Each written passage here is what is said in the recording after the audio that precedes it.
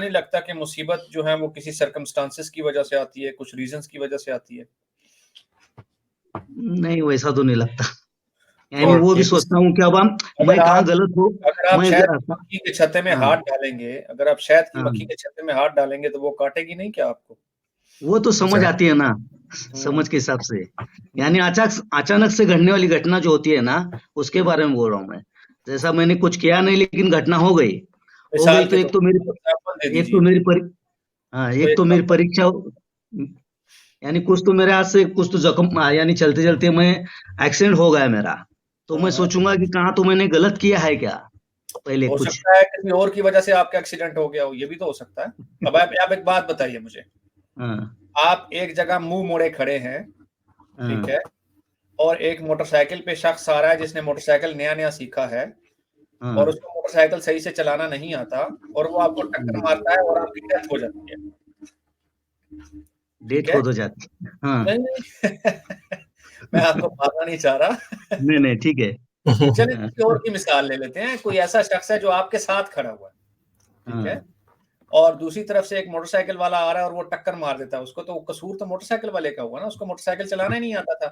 اس کو جب motor cycle چلانے نہیں آتا تھا تو دیکھیے سیفٹی سٹینڈرڈز جو ہوتے ہیں نا وہ تو فالو کرنے ہوتے ہیں نا. دیکھیے یہی تو چیز جو ہے نا وہ کرسٹوفر ہچنز کہتا تھا, نیوٹیل, اگر آپ کو علم ہو کیونکہ آپ نے بھی اس کو سنا ہے, وہ یہی کہتا تھا کہ ہمارے ہاں جو اس طرح کی اموات ہیں وہ بہت کم ہو چکی ہیں. پہلے چونکہ سیفٹی سٹینڈرڈز جو لوگوں کے بہت سب سٹینڈرڈز ہوتے تھے, سیفٹی سٹینڈرڈز کو لوگ فالو نہیں کرتے تھے, اور میڈیکل پریکاشنز نہیں ہوتی تھیں, اور میڈیکلی ہم اتنے ایڈوانس نہیں تھے, تو ہم کوئی بھی آفت آتی تھی یا کوئی ایکسیڈنٹ ہو جاتا تھا تو اس کو خدا سے منسوب کر دیتے تھے. لیکن اب ایسا نہیں ہے.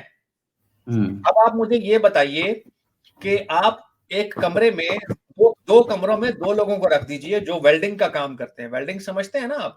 ہاں سمجھتا ہوں. ہاں, اب اگر آپ ایک بندے کو پوری کٹ پہنا کر دے دیں گے نا پورے سیفٹی سٹینڈرڈز کے ساتھ, اور دوسرے بندے کو آپ سیفٹی سٹینڈرڈز کے ساتھ کٹ نہیں دیں گے, تو پروبیبلٹی جس کے پاس کٹ نہیں ہے اس میں ایکسیڈنٹ کا بہت زیادہ چانس ہوگا. وہاں کسی خدا کا کوئی عمل دخل نہیں ہے بھائی, وہاں آپ کا عمل دخل ہے. جہاں پر سپیڈ لمٹ آپ کی 130 رکھی گئی ہے نا سڑک پہ, وہ کسی وجہ سے رکھی گئی ہے. وہ اس لیے رکھی گئی ہے کہ وہاں کر ان کو وہ سپیڈ لمٹ کیوں رکھی جاتی ہے. لیکن یہ بھی سچ ہے نا, آج تک جتنے بھی مہان لوگ ہیں جن کے پاس پیسہ دھن بھرپور ہے, لیکن وہ اپنے آپ کو بچا نہیں سکے موت سے. ایسا بھی ہو گیا کوئی کسی بیماری سے مر گئے. دیکھیے موت ایک نیچرل فینومینا ہے, ٹھیک ہے, وہ جو زندگی آئی ہے وہ سرکل آف لائف چلتا رہے گا, ٹھیک ہے. لیکن دینے والا کوئی نہیں ہے, آپ کا کہنے کا مطلب. دیکھیے ہم تو یہی سمجھتے ہیں کہ دینے والا کوئی نہیں ہے, ٹھیک ہے, اور اگر کوئی خدا کوئی کائنات بنانے والا تھا بھی تو وہ کم از کم کو خدا نہیں ہے, وہ موجود نہیں ہے اس وقت, ٹھیک ہے. وہ اگر موجود ہوتا دیکھیے تو اس کو کم از کم خدا اس کو کائنات کی یا دنیا کی کچھ نہ کچھ جو ہے وہ ضرور ہوتی, ٹھیک ہے, فکر ضرور ہوتی. لیکن ہر کوئی بولتا ہے نا اچھا کرو گے تو اچھا پاؤ گے, یہ بھی حقیقت ہے. دیکھیے یار اگر آپ کو اچھا کرنا صرف پانے کے لیے ہی ہے تو پھر تو ایک قسم کی سیلفش اچھائی ہوئی نا. یہ تو آپ صرف یہ سوچ کے کرو کہ یار کسی کی بہتری ہو جائے گی اس سے, مجھے چاہے کچھ ملے نہ ملے. کے پی صاحب آپ نے اپنی سٹیٹمنٹ میں کہہ دیا نا کہ آپ اچھا کرو گے, آپ اچھا کرو گے, کوئی اور آپ کے اوپر نہیں اچھا کر رہا, آپ اچھا کرو گے تو اچھا پاؤ گے. تو اگر آپ یعنی کہ اگر آپ بیج بو گے تو آپ ہی تو کیا نام ہے اس کا پھل بھی کھاؤ گے, آپ بھی اس درخت کے سائے میں بیٹھو گے. جی یعنی میں کسی کو دوں گا نہیں پھل, ایسا ہوگا کیا؟ ہاں نہیں, آپ کی چوائس ہے نا کہ آپ کو اپنی بیوی کو پھل آپ اس کو دے سکتے ہو, اپنے بچوں کو پھل دے سکتے ہو. ارے یار کتنی مثالیں موجود ہیں. آپ مجھے یہ بتائیے کے پی بھائی, کتنے لوگوں کو مثال کے طور پر آپ ایسا کیجیے, اچھائی کر کے دیکھیے, آپ کے پاس کوئی اگر پیسے پڑے نا 20-25 ہزار روپے, ٹھیک ہے, تو آپ اپنے دوستوں میں ایک میسج کیجئے کہ کس کس کو پیسوں کی ضرورت ہے وہ میرے سے لے لے, ٹھیک ہے. ذرا یہ اچھائی کر کے دیکھیے اور پھر دیکھیے کہ اس پہ کرنا کیا ملتا ہے آپ کو. کرنا کیا ملتا ہے, ٹھیک ہے. جیسے کہ میں نے اس کے آدھار پہ کچھ پنکتیاں لکھی ہے, آپ کو شاید پسند آ جائے. زندگی کے سفر میں کیا زندگی کے سفر میں کانٹے تو بہت سے ہے, کرم سے پھول بنانا ہے, اپنے ہو یا پرائے, ایک دن تو شریر چھوڑ جانا ہے، نہ کچھ تیرا نہ کچھ میرا، نہ جانے کس کا تو یہ میلہ ہے، کچھ پل کے ساتھی تو ہم بن جاتے ہیں، آج ملنا تو کل بچڑنا ہے۔ ارے واہ واہ واہ، زندگی کے سفر میں کانٹے تو بہت سے ہے، ہاں، کرم سے پھول بنانا گزر ہے، جاتے یعنی ہیں جیسے کرم لوگے ویسا پھل ملے گا۔ واہ واہ، کے پی بہت صاحب آپ شکریہ۔ نے اپنی اسٹیٹمنٹ میں یہ کہہ دیا نا، اپنی شاعری میں اپنے یہ بیان کر دیا کہ آپ خود اس کو بناؤ گے، ہاں اچھا میں بناؤ گے، بنائے، کانٹے ہیں، ہاں، تو آپ ہاں اپنے اوپر یقین رکھا، کسی ڈیوائن چیز کے اوپر یقین نہ رکھیے کہ کوئی آپ کی ہاں مدد کرے، بس آپ اپنے اوپر یقین رکھیے کہ آپ اپنی کانٹوں کو آپ ہٹا دو زندگی میں سے اور اچھی زندگی جیو، آپ اپنے اوپر ٹھیک ہے، یقین رکھیے۔ جو بھی آپ آپ کام ریشنلٹی کے ساتھ کریں گے نا، ہاں جی دیکھیے جو بھی کام آپ اپنی ڈیسیژن میکنگ کو اپلائی کرتے ہوئے کریں گے، ریشنل مائنڈ کے ساتھ کریں گے، ہاں، اس کا result most of the time اچھا ہی ہوگا، ٹھیک ہے۔ میں یہ سوچ کے نہیں کرتا ہوں کہ اسے پراپت کیا جائے، میں یہ سوچ کے کرتا ہوں کہ میرے دل کو دلاسا ملے، یعنی خوشی ملے، آنند ملے، اس لیے اچھے کام کرنے کی کوشش کرتا ہوں۔ دیکھیے وہ تو آپ کسی بھی دیکھیں نا، آپ سے کوئی راہ چلتے ہوئے کسی کی کوئی چیز خرید لیتے ہیں، وہ تو چھوٹے چھوٹے کام کر کے بھی آپ کو خوشی محسوس ہو سکتی ہے، وہی تو ہے، برابر کسی ہے۔ کی مدد کر کے بھی خوشی محسوس ہو سکتی ہے، ٹھیک ہے۔ دیکھیے یہ دنیا سروائیول آف دا فٹسٹ ہے نا، سروائیول آف دا فٹسٹ ہے، تو یہ اسی طرح چلتی رہے گی، ٹھیک ہے۔ چلیں، تھینک یو سو مچ جی، بہت شکریہ۔ ٹھیک ہے، ایک شاعری ہے آپ کے لیے 2 منٹ کے جی لیے۔ بتائیے جناب۔ گگن میں ستارے ہزاروں ہے، گگن میں ستارے ہزاروں ہے، آپ جیسا ستارہ کہیں نہیں، آپ کو چاہنے والے تو ہزاروں ہوں گے، پر مجھ جیسا دیوانہ کہیں نہیں۔ دھنیہ واد۔ ارے واہ واہ واہ واہ، تھینک چلیں سر، شکریہ بہت بہت۔ ایک بہت شعر اچھا، مجھے بھی یاد آ گیا، بدن پہ ستارے سمیٹے ہوئے اور جانے تمنا کہاں جا رہی ہے، ذرا پاس آؤ تو چین آ جائے۔ پاس آؤ تو قرار آ جائے۔ کیا بات ہے، کیا بات چلیں ہے۔ جی، اچھا ہائے کیسے ہیں آپ؟ ہائے ارے بھائی اتنی لمبی بائے لمبی بائے لو بھائی، بائے ہائے بائے۔ تو جانا بھائی، پھر آگے ٹھنڈی کی آہیں تو جانا بھرنا بھائی، شروع کر کیسے ہیں دوں۔ بھائی آپ؟ جی ہیلو، میں تو بھائی سیکھنے آتا ہوں بھائی، ہر کسی سے سیکھتا ہوں بھائی، اور ایڈم کے پاس بھی میں جاتا ہوں، ساحل کے پاس، سمیر کے پاس بھی جاتا ہوں۔ ایک منٹ، پھر مجھے بتاؤ ایڈم اور ساحل کے چینل سے کیا سیکھا آج تک؟ چلو یہ بتاؤ۔ جی میں نے ان کو سکھایا الحمدللہ، میں نے ان کو ڈیفیٹ کیا ہر ڈیبیٹ میں، آپ چیک کریں میری ڈیبیٹس ان کے ساتھ۔ یہ تو آپ ایتھیسٹ ہو نا، آپ بچ گئے ہو میرے سے۔ مجھے ایک لطیفہ یاد آ گیا، تو ذرا بھائی اب میں آپ کو بیک سٹیج کر کے وہ لطیفہ سناتا ہوں۔ ایک بندہ نا، ایک بچہ نا گھر آیا، تو یہ ہمارے ناظرین بھی سن رہے ہیں، بڑا اچھا لطیفہ سنیے گا، آپ انجوائے کریں گے۔ ایک بچہ گھر آیا تو اپنے باپ کو بولتا ہے کہ بڑے وہ زبردست قسم کی سوسائٹی تھی، they were free to do everything، تو وہ کہتا ہے کہ بابا I had the first sex of my life and I really enjoyed it۔ تو باپ نے بولا کہ بیٹا پھر تو پارٹی شارٹی ہونی چاہیے ہیں، ہمیں تو بھائی ڈرنک شرنک کھولو یار، میرا بیٹا پہلا سیکس کر کے آیا۔ تو بیٹا کہتا ہے نہیں نہیں ابو، آج گانڈ میں بہت درد ہو رہا ہے۔ تو ان کی جیت بھی کچھ اسی طرح کی ہوتی ہے، یہ چپیڑیں کھا کے آئیں گے اور کہیں گے اگلے نے 10 مارنی تھی 5 ماری ہیں مجھے، میں جیت گیا۔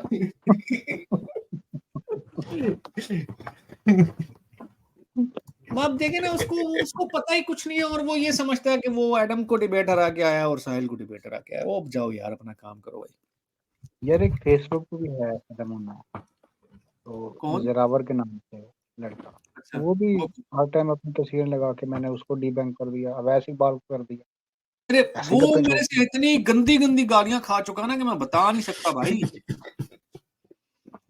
ٹھیک ہے۔ وہ میں بس سمجھ گیا ہوں کس کی بات کر رہے ہیں۔ اب وہ مجھے کسی نے کہا تھا یار کہ نا یہ بڑی جناب گروپ میں پوسٹیں لگاتا ہے، ایتھیسٹ کلر اور یہ اور وہ فلانا، یہ وہی ہے نا؟ ہاں وہی ہاں بالکل ایسا ہی۔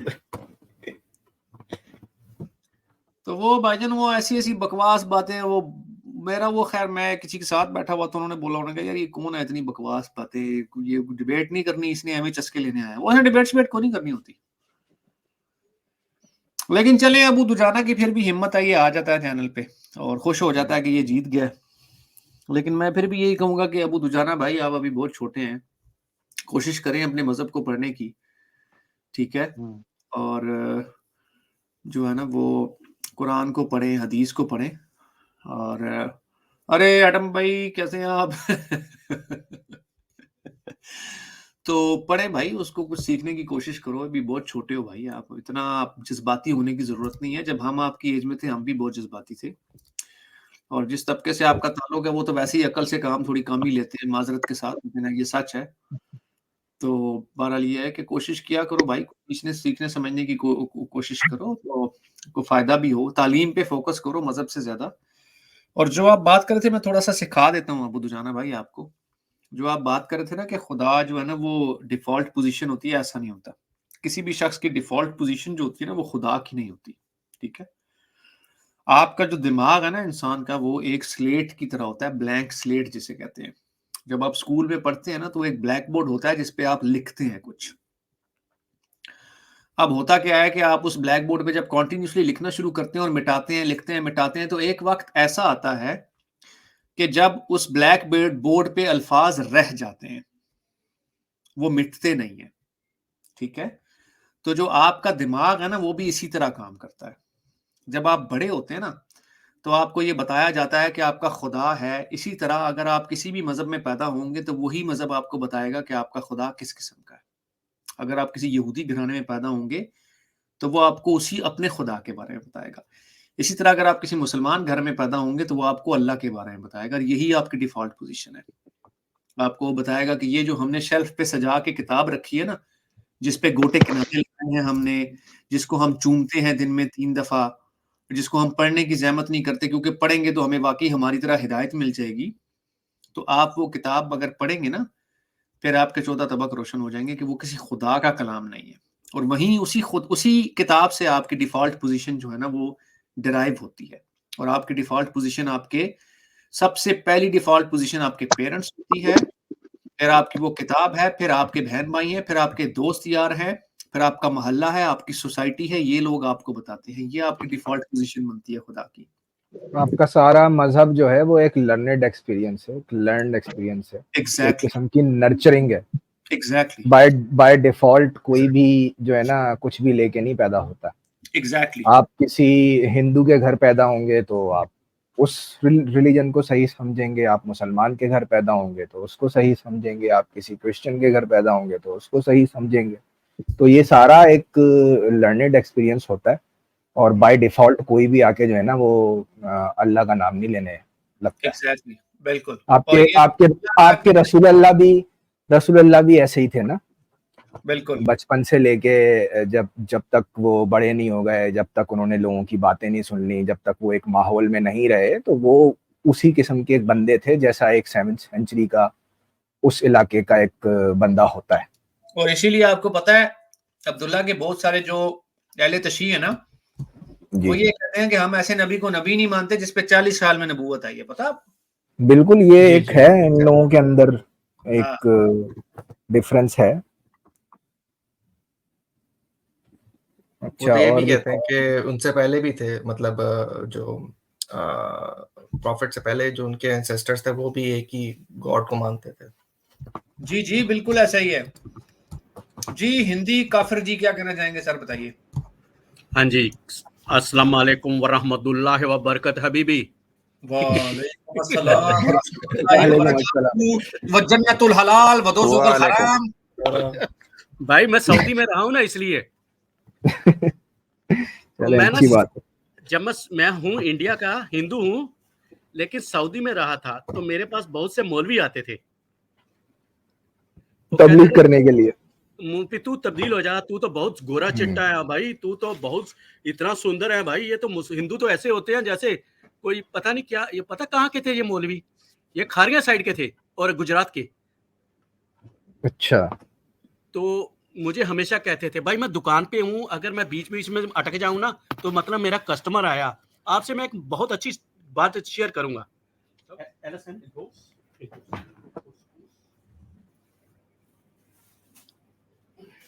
جی بولیے, کہاں چلے گئے؟ مجھے کہتے تھے بھائی یہ لوگ مولوی کی جنت میں ہی ہوتا ہے, یہ زندگی تو ایسے ہی ہے, اصلی زندگی تو بعد میں سٹارٹ ہوگی. میں سعودی میں تقریباً 4.5 سال رہا ہوں. तो मैंने कभी ना किसी मजहब से नफरत नहीं की। इसका रीजन ये था कि मैं 19-20 साल का ही था, तो मैं चला गया था सऊदी में, तो इतना सीखने का नहीं मिला, ना अपना मजहब ना किसी का। सिर्फ काम किया, जॉब की, पढ़ाई की, हायर एजुकेशन थोड़ी सी की, होटल मैनेजमेंट किया और किंग पैलेस में चला गया सऊदी अरब में। वो 1992 की बात है, जब बाबरी मस्जिद गई थी ना, तो उन दिनों की बात है। मैं किंग फाद बिन अब्दुल अजीज था, सऊदी किंग उन दिनों, तो उसके पैलेस में मैं काम करता था। तो वहां पर बहुत से पाकिस्तानी थे और ये तबलीगी जमात के भी लोग आते थे। तो मुझे कहते थे तुम लोग काफिर हो, तुम लोग तो दोजख में जाओगे, हम लोग जन्नत में जाएंगे। तो हम लोग वहां ज्यादा बोल नहीं सकते थे, ना मुझे बोलना आता था। एक 20-22 साल का कितना का बोल लेगा वो, कितनी की उसको समझ होगी। तो मैं हमेशा कहता था भाई नहीं भाई, मुझे तो कुछ नहीं मालूम, नहीं ये है वो है, तुम लोग जब जन्नत में जाओगे आगे, हम लोग जन्नत में जाएंगे, तुम लोग नहीं जन्नत जाओगे, हमें सब मालूम है, हमारे किताबें पढ़ के यूरोप बन गया ये, किताबें पढ़ के यूरोप बन गया ये। फिर मैंने ना पंजाबी बोलनी उनसे शुरू कर दी। अरे तू सरदार है क्या? मैंने बोला नहीं मैं हिंदू। अरे नहीं नहीं, पंजाब में तो यार सरदार होते हैं। मैं क्या यार, तुम्हारे से पंजाब कितनी दूर पड़ता है? कहता 20-25 किलोमीटर इंडिया का। मैंने भाई यार तुम्हें 25 किलोमीटर का पता नहीं है कि वहां क्या होगा, कौन लोग रहते हैं, और जन्नत का तुझे मालूम है? सही बात है। मैंने बोला यार पंजाब में हिंदू भी रहते हैं। नहीं नहीं नहीं, पंजाब में सिख रहते हैं, वहां पर तो बहुत जुल्म हो रहा है। अरे मैंने बोला वहां 40% तकरीबन हिंदू रहते हैं, और उनको मालूम ही नहीं, उनको यही लगता है धर्मेंद्र भी पंजाबी नहीं है, वो भी पंजाबी है। उनको कुछ नहीं पता, उनको पता जिसके बाल होते हैं वही सरदार होता है। और मैंने उसको पूछा भाई मैंने बोला आप लोग कहते हैं कि यूरोप में लोग जो हैं वो हमारी कुरान पढ़ के इतनी आगे निकल गए। मैंने बोला तू डॉक्टर बन सकता है? कहता नहीं यार, क्यों, मैं तो मौलवी हूँ। मैंने बोला भाई वहां पर तो डॉक्टर्स की बहुत जरूरत है, वहां पर इंजीनियर्स की बहुत जरूरत है, वहां पर पायलट्स की। नहीं नहीं यार, मैं तो मौलवी। मैंने तूने कुरान नहीं पढ़ी इसका मतलब? कहता क्या मतलब? मैंने बोला तूने बोला अभी यूरोप कुरान पढ़ के हमसे आगे निकल गए, तो इसका मतलब तूने कुरान नहीं पढ़ी, वो पढ़ गए। मैंने बोला भाई उन्होंने कुरान नहीं पढ़ी इसीलिए वो आगे निकल गए। अगर उन्होंने कुरान पढ़ी होती, मैं इतना खुल के नहीं बोल सकता था, लेकिन वह मौलवी के साथ बोला। वहां पर तो बोल नहीं सकते आप। लेकिन इतनी बात हुई, मैंने फिर सर ये असल में ना ये भी बड़ा एक नैरेटिव है कि हम भी जब मजहबी थे तो हमें भी यही कुछ सुनने को मिलता था कि यूरोप ने जो तरक्की की है वो कुरान को देख कर कुरान पढ़ के की, और जो अमेरिका ने तरक्की की है वो ब्लैक होल निकाल रहे हैं, कभी क्या कुरान से निकाल रहे हैं, कभी क्या कुरान से निकाल रहे हैं। और दिलचस्प बात यह है कि जिन पे कुरान उतरा है उनको इन चीजों का पता ही नहीं है। जब एक इन्वेंशन हो जाती है तो वो कुरान से निकलती है। इंटरेस्टिंग बात ये है सबसे। मैं ये हाँ बोलिए, मैं आपके बात एक और शेयर करूंगा इसी के साथ बात एक और। जी बताइए। सॉरी है आपकी बात काट रहा हूँ, नहीं तो मैं भूल जाऊंगा। भाई जब कोरोना आया ना, अभी मैं यूरोप में रहता हूँ, अभी मैं खुल के बोल सकता हूँ। कोरोना आया, पाकिस्तानी लोग थे बोल रहे थे कि हमारी तो कुरान में पहले ही लिखा हुआ है कि ये बीमारियां आएगी। अभी एक सोमालिया वाला मेरे पास आ गया, वो भी एक्स मुस्लिम ही है। एक मिनट, कस्टमर आया मेरे पास, आप शुरू कीजिए। एक मिनट। सोमाली ये जो नैरेटिव आता है, फॉल्स नैरेटिव के कुरान पढ़ के यूरोप जो है तरक्की कर गया, ये अल्लामा इकबाल ने भी यही जो है ऐसी बातें फैलाई थी कि हमारी किताबें देख के उनको बड़ा सदमा हुआ। बस यार ये जो है ना, पढ़ ली हमारी किताबें, ये एक किस्म की वही है ना, इन लोगों की कंफर्मेशन बायस है। इन्होंने पहले से डिसाइड किया हुआ है कि ये अल्लाह की किताब है तो इसके अंदर सारा इल्म होगा, तो वही बिलीफ है। अपने बिलीफ को मजबूत करने के लिए एनलाइटमेंट आई थी, जो golden age of Islam, enlightenment वो। हाँ भाई एक बात और बोल रहे थे पाकिस्तानी की, जब कोरोना आया ना, हमारी कुरान में लिखा हुआ है کہ دنیا میں ایسا عذاب آئے گا, ایسے وائرس آئیں گے. میں نے بولا اچھا قرآن میں لکھا ہے؟ کہتے ہاں. میں نے بولا پھر ویکسین کا بھی فارمولا لکھا ہوگا, آپ ویکسین کیوں نہیں بنا رہے؟ ارے میں نے بولا کسی بھی مسلم ورلڈ نے ویکسین نہیں بنائی. آپ کے پڑوس میں نے بنا گئے, انڈیا, چائنا بنا گیا. جو کہ مسلمان نہیں ہے. وہ نہیں بتائیں گے نا, وہ علامہ ضمیر اختر نہیں بتائیں گے. علامہ ضمیر اختر آپ کو نہیں بتائیں گے. انہوں نے پہلے علاج نکال لیا تھا کورونا کا, ہولی واٹر, زمزم.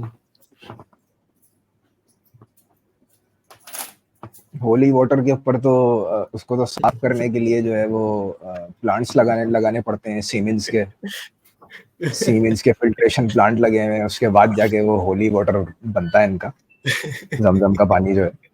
تو پھر جب میں سعودی سے واپس آیا تو میری ماں نے لگا رکھا تھا کہ گانا ریڈیو میں, اللہ ہی اللہ کیا کرو, دکھ نہ کسی کو دیا کرو, جو دنیا کا مالک ہے نام اسی کا لیا کرو. میں نے بولا مما تمہیں معلوم ہے میں سعودی سے آیا ہوں, وہ مجھے مسلم وہاں بہت تنگ کرتے ہیں, اور تو نے یہ کیا گانا لگا رکھا ہے؟ میری ماں مجھے غصے میں بولی چپ بیٹے, دیکھ ان کا اللہ ہے ہمارا بھگوان ہے, لیکن بیٹے تم نے کسی کو برا نہیں بولنا. میں نے بولا مما وہ بہت برا بولتے ہیں, وہ اپنا کام کر رہے ہیں بیٹے, ہم نے اپنا کام کرنا ہے. میرے پاپا کو اس نے بلایا, بولا دیکھو اس کو سمجھاؤ کسی کو برا نہیں بولنا بیٹے, کہیں بھی جانا تو برا بولے گا تو لوگ تجھے برا بولیں گے, تو یہ بھی بات سمجھ کہ کسی کو برا بولنے والا خود برا ہوتا ہے, بیٹے کسی کو برا نہیں بولنا. میں ایک دم چپ ہو گیا ماں کی بات سن کے, مجھے شرم بھی بہت آئی. میں نے بولا نہیں سوری ماں, مجھے غلطی ہو گئی, میں نہیں بولوں گا. اور وہ میری ماں اس سمے 65-70 سال کی تھی, اور مجھے بول رہی ہے ایسا, جبکہ وہ دکھی ہو کے, یہ لوگ ہم لوگ پاکستان سے دکھی ہو کے آئے تھے 1947 میں. میرے پاپا ابھی بھی زندہ ہے, میرے پاپا 15 سال کے تھے, وہ شکڑ گڑھ سے آئے تھے, اخلاش پور گاؤں ہے, گرداسپور ہم موو ہوئے تھے 1947 میں. لیکن پھر بھی ہمارے نفرت نہیں کبھی سکھائی ہمارے ماں باپ نے, یہ نہیں بولا کون برا ہے کون اچھا ہے, ہمیں کبھی آج تک نہیں بولا تو مندر جا بیٹے تیری مرضی ہے تو پڑھ, اسکول جا, یہ ضرور بولا اسکول پہلے. تبھی تو ہمارے وہاں بہت گن تھا پہلے 1947 سے پہلے, آپ کو سنا ہوگا چھوٹی جات بڑی جات, یہ جات وہ جات. لیکن آج لوگ پڑھ رہے ہیں. ہم نے قانون ایسے بنائے انڈیا میں کہ جو چھوٹی جات والا ہوگا اس کو پہلے نوکری ملے گی, 10 میں سے 6 نوکریاں چھوٹی جات والے کو, تاکہ وہ پڑھے, اکنامکلی اسٹرانگ ہوئے. جس کے پاس پیسہ ہوتا ہے نا اسی کی بڑی جات ہوتی ہے آج کل. ورنہ امریکہ کو گالیاں دے کے امریکہ کے پیچھے ہی پیسے مانگنے, فرانس کو گالی دینی اس سے بھی پیسے مانگنے, یورپ کو گالیاں دینی ان سے ہی پیسے مانگنے. آپ لوگ تو سمجھدار ہیں, آپ لوگ تو بہت اچھے لوگ ہیں, آپ لوگ تو سمجھدار لوگ ہیں. لیکن میں مذہب کے کسی سے نفرت نہیں کرتا, لیکن سعودی میں جو 4.5 سال میں رہا نا 1992 سے 1995 تک, میرا بڑا برا حال کیا ان لوگوں نے. میں سر برا نہیں بولنا چاہیے بلکہ سچ بولنا چاہیے. سچ اگر کسی کو برا لگتا ہے تو لگے, تو آپ کو سچ بولنا چاہیے اور اسی کا ساتھ دینا چاہیے. تو اگر کوئی برائی پر ہے تو اس کو برا کہنا چاہیے, اور کوئی اچھائی پہ ہے تو اس کو اچھائی. جی نہیں آپ کو نہیں ان کو آپ کریکٹ کریں, آپ اپنی امی کو کریکٹ کریں اور کہیں کہ نہیں یہ سچائی بولنی چاہیے, چاہے وہ کسی کو بری لگے یا اچھی لگے. اگر آپ برا کسی کو کہہ رہے ہیں, آپ ریپسٹ کو برا نہیں کہیں گے, اور برا نہیں بولنا چاہیے بھائی اللہ ہی اللہ کیا کرو, وہ کسی کا کام تمام کر دے, آپ اللہ ہی اللہ کیا کرو. نہیں یہ اچھی بات نہیں, آپ کو ان کو کریکٹ کرنا چاہیے. برا لگتا ہے تو لگے. بڑا مشکل ہے سعودی میں رہ کے وہاں پر. ہاں یہی تو پرابلم ہے کہ وہ ہمیں فریڈم آف اسپیچ نہیں دے رہے, اور ہم سب کو مطلب ہم نے جو دیے, ہم نے تو اچھا کام کیا کہ ہم کہتے ہیں کہ ہاں فریڈم آف اسپیچ سب سے ڈیمانڈ کرتے ہیں نا کہ ہمیں ایکول بنیادوں پہ ٹریٹ کرو, اور خود جو ہیں وہ دوسروں کو ڈسکریمنیٹ کرتے ہیں. چلیں جی, بہت شکریہ ہندی کافر جی, اپنا خیال رکھیے گا, پھر ملاقات. تھینک یو بھائی, آپ نے پلیٹ فارم دیا, میں پھر آؤں گا. شکریہ, ٹیک کیئر. چلیں شکریہ سر, پھر آئیے گا. موریلٹی تو آبجیکٹیو ہونی چاہیے, ہوتی نہیں ہے لیکن ہونی چاہیے لیکن ہوتی نہیں ہے. यही तो प्रॉब्लम है कि हम रीजन से बात नहीं करते. हम ये कहते हैं ना कि किसी को बुरा लग जाएगा, वो इमोशन आ गया हमारे उसके अंदर कि बुरा लग जाएगा या अच्छा लग जाएगा. ये चीजें नहीं होनी चाहिए. अगर आप रीजन पे चलेंगे तो ऑब्वियसली आपको फिर अच्छाई बुराई रीजन से निकालनी पड़ेगी ना. जी ज़ॉम्बी किलर. हाँ, लेकिन वो अच्छाई बुराई पूरी दुनिया में मुख्तलिफ क्यों है फिर? वो वही तो कह मुख्तलिफ रहा हूँ ना मैं. इसलिए है क्योंकि लोग सब्जेक्टिव हो जाते हैं. तो हमें लोगों के ऊपर थोड़ी, आपको अपनी, जैसे सैयद साहब आपकी अपनी रीजन है, आप अपनी रीजन को फॉलो करेंगे. आप 2+2 को 4 नहीं कहेंगे, आई मीन आप 4 ही कहेंगे, आप 5 नहीं कहेंगे. व्हाई? बिकॉज आपने 2 बॉटल्स एंड 2 बॉटल्स को ऐड किया तो आपको हमेशा 4 बॉटल्स मिलेंगी. अगर आप अपना मैथ भूल जाएंगे तो आप बिजनेस नहीं अच्छा कर सकते ना. तो आपको अपने हाँ, अपनी लेकिन ये फैक्ट्स को मोरालिटी इन से चेक तो रख के ताल्लुक मैरिनेट. नहीं है ना इसका भाई, इस चीज का मोरालिटी से तो ताल्लुक नहीं है ना जो आप बात कर रहे हैं. वो तो एक आप मैथमेटिक्स मैंने जो आप जी बता रहे हैं वो तो साबित नहीं की नहीं जा सकती. मैंने जैसे डिफाइन किया था, मोरालिटी इज एन एक्ट. तो मेरी इस डेफिनेशन पे, तो आपको एक्ट जो है it should be based on यार एक फैक्ट्स. एक्ट. इतनी हाँ, सी बात है, न्यू इंटेल एक्ट बात जो होता इतनी है वो सी है. डिफरेंट क्यों होता है ये बताएं. हाँ यही तो मैं कह रहा हूँ ना. एक देखें, एक सीधी सी छोटी सी एक बात है, बुनियादी बात वो ये है कि जब एक बीइंग ही सब्जेक्टिव है ना, तो वो कैसे ऑब्जेक्टिव मोरालिटी कैसे ड्राइव करेगा.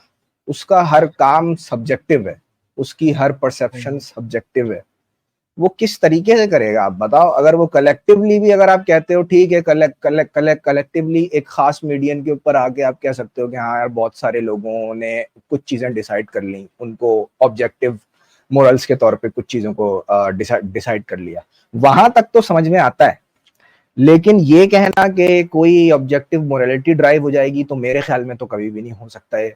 जब तक इंसान का अपनी रियलिटी जब तक सब्जेक्टिव है, तब तक उसकी मोरालिटी भी सब्जेक्टिव ही रहेगी.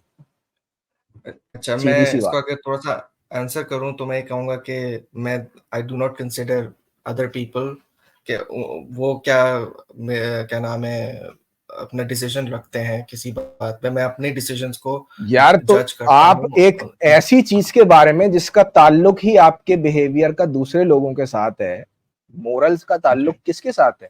सिर्फ अपने साथ थोड़ी है कोई.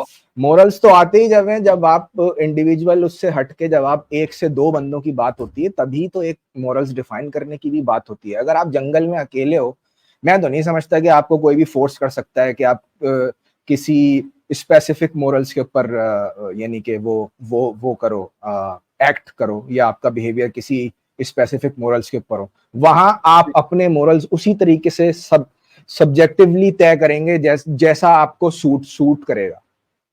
मोरालिटी का तो क्वेश्चन आता ही तब है जब आप ग्रुप में आते हैं, जब आप दूसरे लोगों से इंटरेक्ट करने के कोई उसूल बनाना चाहते हैं. मोरालिटी का तो सवाल आता ही तब है. तो आप अपने तौर से कैसे आप उसको कर सकते हैं डिफाइन. समझ रहे हैं बात को? जी जी, मैं ये आपकी बात बात है समझ. जी. एक चीज बड़ी इंपॉर्टेंट है यहाँ पे, कल्चरल शॉक क्यों लगता है आप लोगों को, ये बताइए. मुझे भी लगा था जब मैं वेस्ट आया था. कल्चरल शॉक क्या होता है? कल्चरल शॉक क्या होता है? ये बड़ी इंपॉर्टेंट चीज है जिंदगी में. हाँ जी, क्योंकि आपने एक कल्चर में आप जो रहते हैं, आप उससे मतलब आप मानूस हो जाते हैं. आपको पता होता है कि ये क्या चीज है. लेकिन जब जैसे ही आप दूसरे कल्चर में जाते हैं, वहां पे आप देखते हैं लोग डिफरेंटली बिहेव कर रहे हैं, डिफरेंटली एक्ट कर रहे हैं. तो आपको जो है वो शॉक लगता है कि ये मेरे एरिया से थोड़ा सा डिफरेंट है जगह. अच्छा, मैं जिस सोसाइटी में रहता हूँ ना, यहाँ पर लोग बड़ी डायरेक्ट होके बात करते हैं. ठीक है, जैसे अगर आप मिसाल के तौर पर मुझे कहेंगे ना कि यजीद भाई मुझे पानी पिलाएंगे, मगर नहीं, बस एंड ऑफ स्टोरी, अगली बात नहीं करूंगा मैं आपके साथ. अब उस नहीं के पीछे मेरी रीजंस हो सकती हैं. मैं अवेलेबल नहीं हूँ, मैं बिजी हूँ, मैं नहीं बताऊंगा, मैं बताना मुनासिब ही नहीं समझूंगा आपको. मिसाल के तौर पर आप मुझे कहते हैं यजीद भाई गाड़ी की चाबी देंगे यार, मुझे जरा शॉप तक जाना है. No sorry. जी, समझ आई बात आपको? जी. तो अब जो यहाँ से कोई दूसरी सोसाइटी से कोई बंदा आता है ना, तो उसको बड़ा सख्त कल्चरल शॉक लगता है. ठीक है, وہ سمجھتا ہے یار یہ بڑے روڈ ہیں, یہ بڑے بدتمیز ہیں, ان کو تو بات کرنے کی تمیز نہیں ہے. لیکن ایسا نہیں ہے, انہوں نے اپنی مورالٹی اسی طرح ڈیفائن کی ہوئی ہے. دوسرے بندے کو کلچرل شاک اسی لیے لگتا ہے کیونکہ وہ سبجیکٹو ہے, آبجیکٹو نہیں ہے. اسی وہ لیے ایک خاص قسم کی نارمز لے کر آیا ہے نا وہاں پہ, ایگزیکٹلی جس جگہ میں آیا ہے تو اس سے ایک وہ اس کی اپنی وہ اس کی اپنی سبجیکٹو نارمز ہیں. اب اس کی نارمز کو ایک دم سے چیلنج ہوا ہے یہاں پہ آ کے, تو اس کو شوق لگتا ہے. یہ بات ہے. تو لیکن اس کی اگر میں کاؤنٹر رسپانس دوں and being a devil's advocate, تو پھر میں یہ کہوں گا کہ تو پھر ہم کرٹیسائز کیوں کرتے ہیں پھر اسلام کو, اگر ہماری اپنی سبجیکٹو ہے تو ہم اسلام کو اس لیے کرٹیسائز کرتے ہیں کہ اسلام کہتا ہے کہ مورالٹی آبجیکٹو ہوتی ہے, اور وہ مورالٹی وہی ہے جو اس کے خدا اور اس کے رسول نے بتا دی ہے, اس سے ہٹ کر نہیں ہے. ہم اسلام کو اس لیے کرٹیسائز کرتے ہیں کہ اسلام جو مورالٹی بتاتا ہے وہ مورالٹی آج کل کے سٹینڈرڈ پہ پوری نہیں اترتی. بشارت مغل بھائی, بہت بہت ویلکم ہے آپ کا. Welcome. Thank you very much, god bless you all. جی تھینک یو جی, بہت شکریہ. جی تو نیو انٹیل جی, ہم اسلام کو اس لیے کرٹیسائز کرتے ہیں کہ اسلام ہر چیز کو اپنے خدا اور رسول کے تناظر سے تولتا ہے, اس لیے کرٹیسائز کرتے ہیں ہم اس کو. اسلام یہ کہتا ہے کہ مورالٹی آبجیکٹو ہوتی ہے, اور objective morality comes from the god, the creator of the universe. Exactly. جی بشارت بھائی, آپ کچھ کہنا چاہیں گے اس بات پہ؟ آپ کا اب تھوڑی دیر سن رہے تھے, آپ ذرا بتائیے آپ کیا کہیں گے اس پہ. میں بالکل نہیں سن سکا, اور میں نے ابھی جوائن کیا. میں ایک تو رش میں تھا, میں نے میسج بھی سسٹر گلوری کو چھوڑا تھا. میری کوئی ایمرجنسی بھی تھی پاکستان میں, اس لیے جو ہے میں معذرت چاہتا ہوں, میں لیٹ ہو گیا. تو ارے نہیں کوئی مسئلہ نہیں سر, آپ آگے, یہی بہت ہے. میں اس کے لیے اپنے جی بشارت بھائی, وہ میں نے کنوے کر دیا تھا میسج. جی تھینک یو جی, تھینک یو ویری مچ. دیکھیں ایشو یہ ہے کہ جو اسلام کی بات ہے وہ دوسروں کو برداشت ہی نہیں کرتا. سب سے بڑی آپ دیکھیں کہ ہندو ہے, سکھ ہے, کرسچن ہے, یہودی ہے, وہ سب ایک دوسرے کو برداشت کر لیں گے, کمپرومائز کر لیں گے, اس دنیا کے لیے کچھ کنٹریبیوٹ کریں گے, کچھ جو ہے نا صلح صفائی سے رہنے کی کوشش کریں گے, امن و سلامتی کی بات کریں گے. لیکن اسلام جو ہے سب کو فتح کرنا چاہتا ہے. وہ کہہ رہا ہے کہ یہ جو زمین ہے اللہ کی زمین ہے, اور اللہ نے ٹھیکیدار ان کو بنایا. ایون حضرت محمد کی وفات کے بعد بھی انہوں نے فدق بھی وہ خلیفہ نے لے لیا تھا کہ بھائی یہ فاطمہ کا کیسے ہو سکتا ہے, یہ تو ہمارا ہے, یہ تو خلیفہ کا حق ہے نا. تو نبی کا وارث خلیفہ ہے, اس کے اہل بیت نہیں ہے. تو یہ تو اسلام کی پرابلم یہ ہے کہ یہ امریکہ چلے جائیں مسلمان, جرمنی چلے جائیں, یونان چلے جائیں, اٹلی چلے جائیں, کینیڈا چلے جائیں, یہ انہوں نے اپنے آپ کو ڈکلیئر کیا ہوا ہے یہ حالت جنگ میں, یہ دارالحرب میں, یہ دارالامن میں تو ہے ہی نہیں. ان کے ایمان کی بات یہ ہے کہ یہ دارالحرب میں, اور ابھی ان کے پاس پاور نہیں ہے. جس دن پاور آئے گی یہ سب زمین چھین لیں گے اور عورتوں کو لونڈیاں بنائیں گے, اور جو ہے جزیہ لیں گے. جی, اور ساری جو گوریاں ہیں وہ ان کی لونڈیاں ہوں گی. تو گوروں کو تو نلائکوں کو یہ بات سمجھ ہی نہیں آ رہی, پتہ نہیں وہ کیا سوچتے ہیں, کیا نہیں سوچتے. یہ ان کے ایمان کا حصہ ہے, یہ ان کی فیتھ سٹیٹمنٹ ہے. جی تو آپ کیا کہہ سکتے ہو کہ اسلام کتنا دوسروں کو برداشت کرے گا یا دوسروں کے لیے. اس لیے جب ہم بات کرتے ہیں کہ جی اسلام سے خطرہ یا ایسے ہے, تو یہ لوگ ہمارے پیچھے دوڑتے ہیں. لیکن سچی بات یہ ہے, ہم نے تو پڑھا ہے کہ بھائی دیکھیں ایک دن غزوہ ہند ہونا ہے, تب تک انڈین مسلمز کو خاموش رہنا. غزوہ مطلب کہ غزوہ کیوں ہونا ہے بھائی؟ حضرت محمد تو فوت ہو گئے, 1400 سال ہو گئے, اب وہ غزوہ کیوں ہے؟ غزوہ موعود ہے. وہ یہ ایسی جنگ ہے انڈیا کے ساتھ, ایسی جنگ لڑی جانے والی ہے جو کہ حضرت محمد کے وعدے کے مطابق وہ غزوہ کہلائے گی, اور اس کا اجر دیکھیں کتنا بڑا ہوگا. بشارت بھائی, میں تھوڑا آپ کو اس پوائنٹ پہ انٹرپٹ کرنا چاہوں گا. اب جیسے غزوہ ہند کے حوالے سے جو آپ نے بات کہی, اب دیکھیں جو اب آپ کہہ رہے ہیں کہ دیکھیں ہندوستان میں مسلمان جو ہے وہ غزوہ ہند کے اوپر خاموش ہے. خیر ان کی خاموشی اب ٹوٹ چکی ہے ویسے, کیونکہ جو ہمارے یہاں دیوبند مسلک جو ہے وہ آلریڈی اس حدیث کو کلیریفائی کرتے ہوئے اپنا بیان دے چکا ہے کہ غزوہ ہند ہوگا، اور جو دوسرے بڑے جو ہمارے علماء ہیں ان کا اوپن اس کے اوپر بیان آ چکا ہے کہ کیونکہ وہاں پہ لفظ غزوہ استعمال ہوا ہے، غزوہ سے مراد ہے وہ بیٹل جس کے اندر رسول اللہ نے خود شرکت کی ہو، اس لیے اس کو غزوہ کہا گیا ہے نا. تو وہ یہ فرماتے غزوہ ہیں کہ موعود کہتے ہیں نا اس کو، جب غزوہ موعود کہتے ہیں تو اس غزوہ تو کہہ نہیں سکتے نا اس کو، جنگ ہند کہہ سکتے ہیں آپ، ٹھیک ہے نا. لیکن جب غزوہ کہہ رہے ہیں تو آپ اس کی امپورٹنس کا اندازہ لگائیں کہ اسپرچولی یہ جنگ کتنی اہم ہے مسلمانوں کے لیے، انڈیا کے مسلمانوں کے لیے، بلکہ پوری دنیا کے مسلمانوں کے لیے، کہ اس کو غزوہ کہا گیا کہ یعنی اسپرچولی حضرت محمد اس میں شامل ہیں، ان کی رضا اس میں تھی کہ یہ جنگ آئیں یا نہ روحانی طور پہ واپس آئیں گے، وہ یہ اس کے اوپر بیان دیتے ہیں، روحانی طور پر وہ اس میں شامل ہے. ان کی پیشن گوئی تھی نا یہ کہ یہ فلاں فلاں غزوہ ہوگا، تو بس اس کو پوری کے ساتھ میں جی اسی کے کورسپونڈنگ ایک اور ایونٹ بھی مطلب بتایا گیا کہ حضرت عیسیٰ کی جو مطلب سیکنڈ کمنگ جو ہوگی، مطلب وہ بھی ایونٹ اس کے ساتھ میں ہی، کیونکہ وہ سنن نسائی کی حدیث میں اس کو بھی کورسپونڈنگ لیا گیا ہے نا. اس کو مکس کرتے ہیں کبھی ڈیٹیل کا، وہ اس کو مکس کرتے ہیں حدیثوں کو، کبھی ڈیٹیل کا وقت ہوا تو ہم اس پہ ضرور بات کریں گے. میں تو جنرل یہ بات کر رہا تھا کہ یہ مسلمانوں کے عقائد میں شامل ہے کہ بھائی ابھی تو تھوڑا سا حالات خراب ہے، حالت جنگ میں ہیں ہم، تو ابھی تو چپ رہو. یہ صرف ابھی بیان ہی دیا نا، انہوں نے جنگ شروع نہیں کی، لیکن ابھی وہ تیاری ہو رہی ہے نا. اصل میں یہ دیکھیں اب جو بشارت بھائی جو وہ ان حدیثوں کو ضعیف قرار دیتے ہیں نا، وہ بھی بڑی جلیبی ہے، وہ ذرا بہت بڑی جلیبی ہے. اگر آپ چیک کریں، وہ جی ابو ہریرہ سے فلانے نے روایت کی تھی، فلانے سے فلانے نے کی تھی، فلانے سے فلانے نے، اور فلانے سے ڈمکانے نے، ڈمکانے سے بشیر نے، بشیر سے نذیر نے، نذیر سے جو شبیر تھا نا جی، وہ بندہ ٹھیک نہیں تھا جی، شبیر بندہ نہیں ٹھیک، تو اس لیے اس کو بواسیر تھا. ایگزیکٹلی. تو یہ دیکھیں جی ہم سچی میں کہہ رہا ہوں، یہ ان کی جو ایلیگیشنز ہیں نا ضعیف راویوں پر اسی قسم کے ہیں.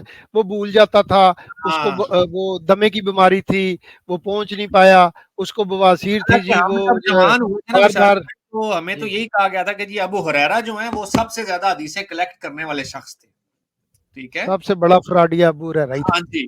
تو اب آپ نے انہی کے نام کو جو ہے وہ بتا دیا، اور ہم تو یہ ایمان کا بھی ایک قصہ تھا، عبداللہ کو بھی یہ بات پتہ ہوگی کہ بھائی غزوہ ہند جو ہے وہ ہو کے رہنا. یہ الگ چیز ہے کہ ٹھیک ہے کچھ حدیث جو ہیں وہ ایسی ہیں اس پہ، اور جب لاجیکلی اگر آپ سوچتے ہیں تو آپ کو یہی سمجھ میں آتی ہے کہ بھائی غزوہ ہند تو اب ہونا نہیں ہے، ٹھیک ہے، وہ ہو نہیں سکتا کیونکہ ان کی اب حیثیت نہیں ہے، ان کی اتنی اوقات نہیں ہے، اور نہ ان کی اوقات ہو سکتی ہے آگے. دیکھیں یہ زیادہ سے زیادہ کیا کر سکتے ہیں، کسی جگہ پہ جا کے ایک چھوٹے سے شہر میں جا کے وہاں لوگوں کو یرغمال بنا سکتے ہیں، اس کے علاوہ کچھ نہیں کر سکتے. لیکن یہ بھی چیز سمجھنے کی ہے کہ جس دن ان کو یہ جو یورپینز ہیں نا، ان کو عقل آنا شروع ہوگی تو ان کو ڈنڈے دے کے نکالیں گے وہاں سے، یہ بات ہے.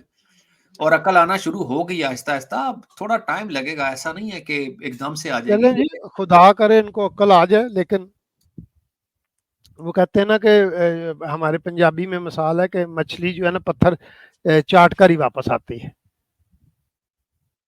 جب تک وہ اخیر نہ ہو جائے گی تو بعض ان گوروں نے بھی نہیں آنا. ان کو جو ہیومن رائٹس کا کیڑا ہے نا جو تنگ کرتا ہے، اور جو اظہار آزادی جو ہے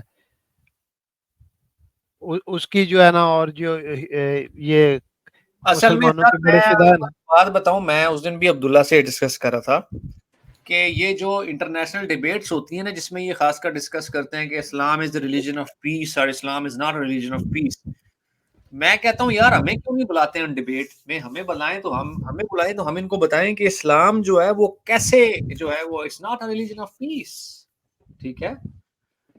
اور یہ وہی باتیں لے کے بیٹھ جاتے ہیں، آپ نے کانٹیکسٹ نہیں پڑھا اس کا، آپ کو عربی نہیں آتی، آپ کو تفسیر نہیں آتی، آپ نے اس کا یہ ترجمہ غلط کیا ہے، آپ نے اس کا وہ ترجمہ غلط کیا. تو پھر ان کو ذرا ہم بیٹھ کے بتائیں کہ کانٹیکسٹ کیا ہوتا ہے، ٹرانسلیشن کیا ہوتی ہے، اور تفسیر کیا ہوتی ہے. یہ گوروں کو بٹھا لیتے ہیں اپنے سامنے، اور پھر ان کے ساتھ آپ کو پتہ ہی ہے کہ کیا ڈیبیٹ ہوتی ہوگی اور کیا نہیں ہوتی ہوگی. بہرحال بات ہے کہ آپ والی بات صحیح ہے کہ ان کو نا اصل میں بہت زیادہ وہ ہمدرد بننے کا شوق ہے مسلمانوں کا، اور یہی مسلمان ان کی پیٹھ میں پھر چھرا گھومتے ہیں. سید صاحب جس دن ان کی وہ والی پولیٹیکل تھاٹ، بھائی آپ مسلمان کا اندازہ لگا لیں یزید صاحب عبداللہ بھائی کہ مسلمان کی آپ اس کی تربیت کا اندازہ لگائیں نا آپ، تربیت کا، کہ وہ اس سانچے میں ڈلا ہے، اس ڈائی سے نکلا ہے جس جو ہم تھوڑی دیر کے لیے بھول جاتے ہیں کہ وہ اس کی تربیت کس نے کیا یا نہیں کی. آپ ایسا وہ تربیت یافتہ ہے جو اپنے نبی کے بچے کھا جائے، جو اپنے نبی کے گھر کو برباد کر دے، جو اپنے نبی کی بیٹی کا گھر جلا دے، تو آپ اندازہ لگا لو ہندو، سکھ یا کوئی اور لبرل ہے یا کوئی بھی ناستک ہے، کوئی بھی ہے، کسی بھی اس سے تعلق رکھتا ہے، طبقے سے تعلق رکھتا ہے، اس کی کیا اوقات ہے. بالکل صحیح بات ہے سر. لیکن یہ ابھی اور بولڈ ہو چکے ہیں، یہ بولڈ ہو گئے ہیں، ابھی ہم کھل کے بولتے ہیں وہاں ویسٹ میں. اب دیکھیں عائشہ اور علی کی جنگ ہوئی نا، تو آپ اندازہ لگائیں کہ عائشہ کے پاس بہت سے ریزنز تھے جنگ لڑنے کے. اس کے پاس جو ہے نا صحابہ تھے جو اس کی سپورٹ کر رہے تھے، اور علی کے پاس بھی بہت سی وجوہات تھی اس جنگ کے لیے. تو وہ تو کسی طرف بھی مطمئن ہو سکتے نا. حسین کے قتل کے لیے ان کے پاس وجوہات تھی مسلمانوں کے پاس کہ حسین کا قتل ضروری ہو چکا ہے. اور جو ہے وہ جو کچھ بھی کوئی بھی فتویٰ دے دے، فتویٰ تو دینا ہے نا، کوئی بھی فتویٰ لگائیں آپ، کوئی بھی جو بات قائم کر لیں، رائے قائم کر لیں اور اس پہ عمل درآمد کر لیں. لیکن بات یہ ہے کہ آپ دیکھیں حسین تو چلو جی باغی تھا، قتل ہو گیا. نبی کی بیٹیاں کیسے لونڈیاں بنائی جا سکتی ہیں، قیدی بنائی جا سکتی؟ کسی نے نہیں کیا، کسی یہودی نے نہیں کیا، کسی ہندو نے نہیں کیا، کسی سکھ نے نہیں کیا. سارے قاری تھے، حافظ تھے. اور یزید جو ہے وہ خود اتنا اچھا قاری تھا کہ اس کے بارے میں مبالغے کی مثال ہے کہ جب وہ تلاوت کرتا تھا تو پرندے پر مارنا بھول جاتے تھے، اتنی خوبصورت آواز تھی اس کی قرآن کی جب وہ تلاوت کرتا تھا. یہ تو بدنام کیا نا لوگوں نے کہ جی وہ ایسے تھا، بندر پالتا تھا، فلاں کرتا تھا، ڈمکان کرتا. وہ اپنی طرف سے وہ امیر المومنین تھا اور بہت اچھا مسلمان تھا. بالکل. آج ایک بڑا طبقہ جو ہے یزید کو جو ہے وہ ڈیفینڈ کرتا ہے.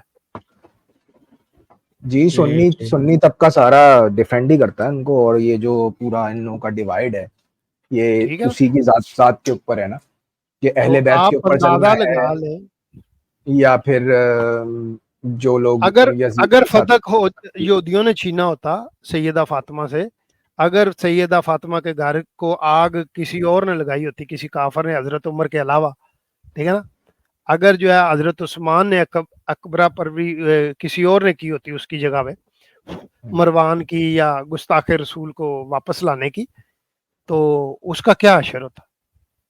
بالکل. تو اسلام کی بنیاد جی تو میں نے تو ایک جگہ بات کی تھی کہ بھائی آپ امن کی بات کرتے ہو، اسلام ریلیجن آف پیس ہے نا، تو ایسا کرو پہلا قدم اٹھاؤ. میں نے یہ ایم بی ایس کے بارے میں کہا کہ اتنی اچھی وہ کر رہا ہے باتیں، تو ایسا کرے نا سب سے پہلے. اگر انٹر فیتھ ہارمنی کی بات کرنی ہے، اگر تو اسلام کو ریلیجن آف پیس ثابت کرنا ہے، تو بھائی ایسا کرو خیبر واپس کر دو یہودیوں کو، مدینہ واپس کر دو یہودیوں کو. بالکل. کیوں نہیں کرتے؟ دیکھو نا پتہ چلتا ہے یار تم لوگ بندے کے پتر ہو. دیکھیں نا پہلے تو ان لوگوں نے وہاں کے مقامی لوگوں کو نکالا، ٹھیک ہے، اس کے بعد پھر آپس میں بھی لڑے ہیں یہ لوگ. مطلب اگر امن کا ہی مذہب ہے تو مسلمانوں کی میجورٹی ہونے کے بعد بھی کہاں امن آپ کو نظر آتا ہے؟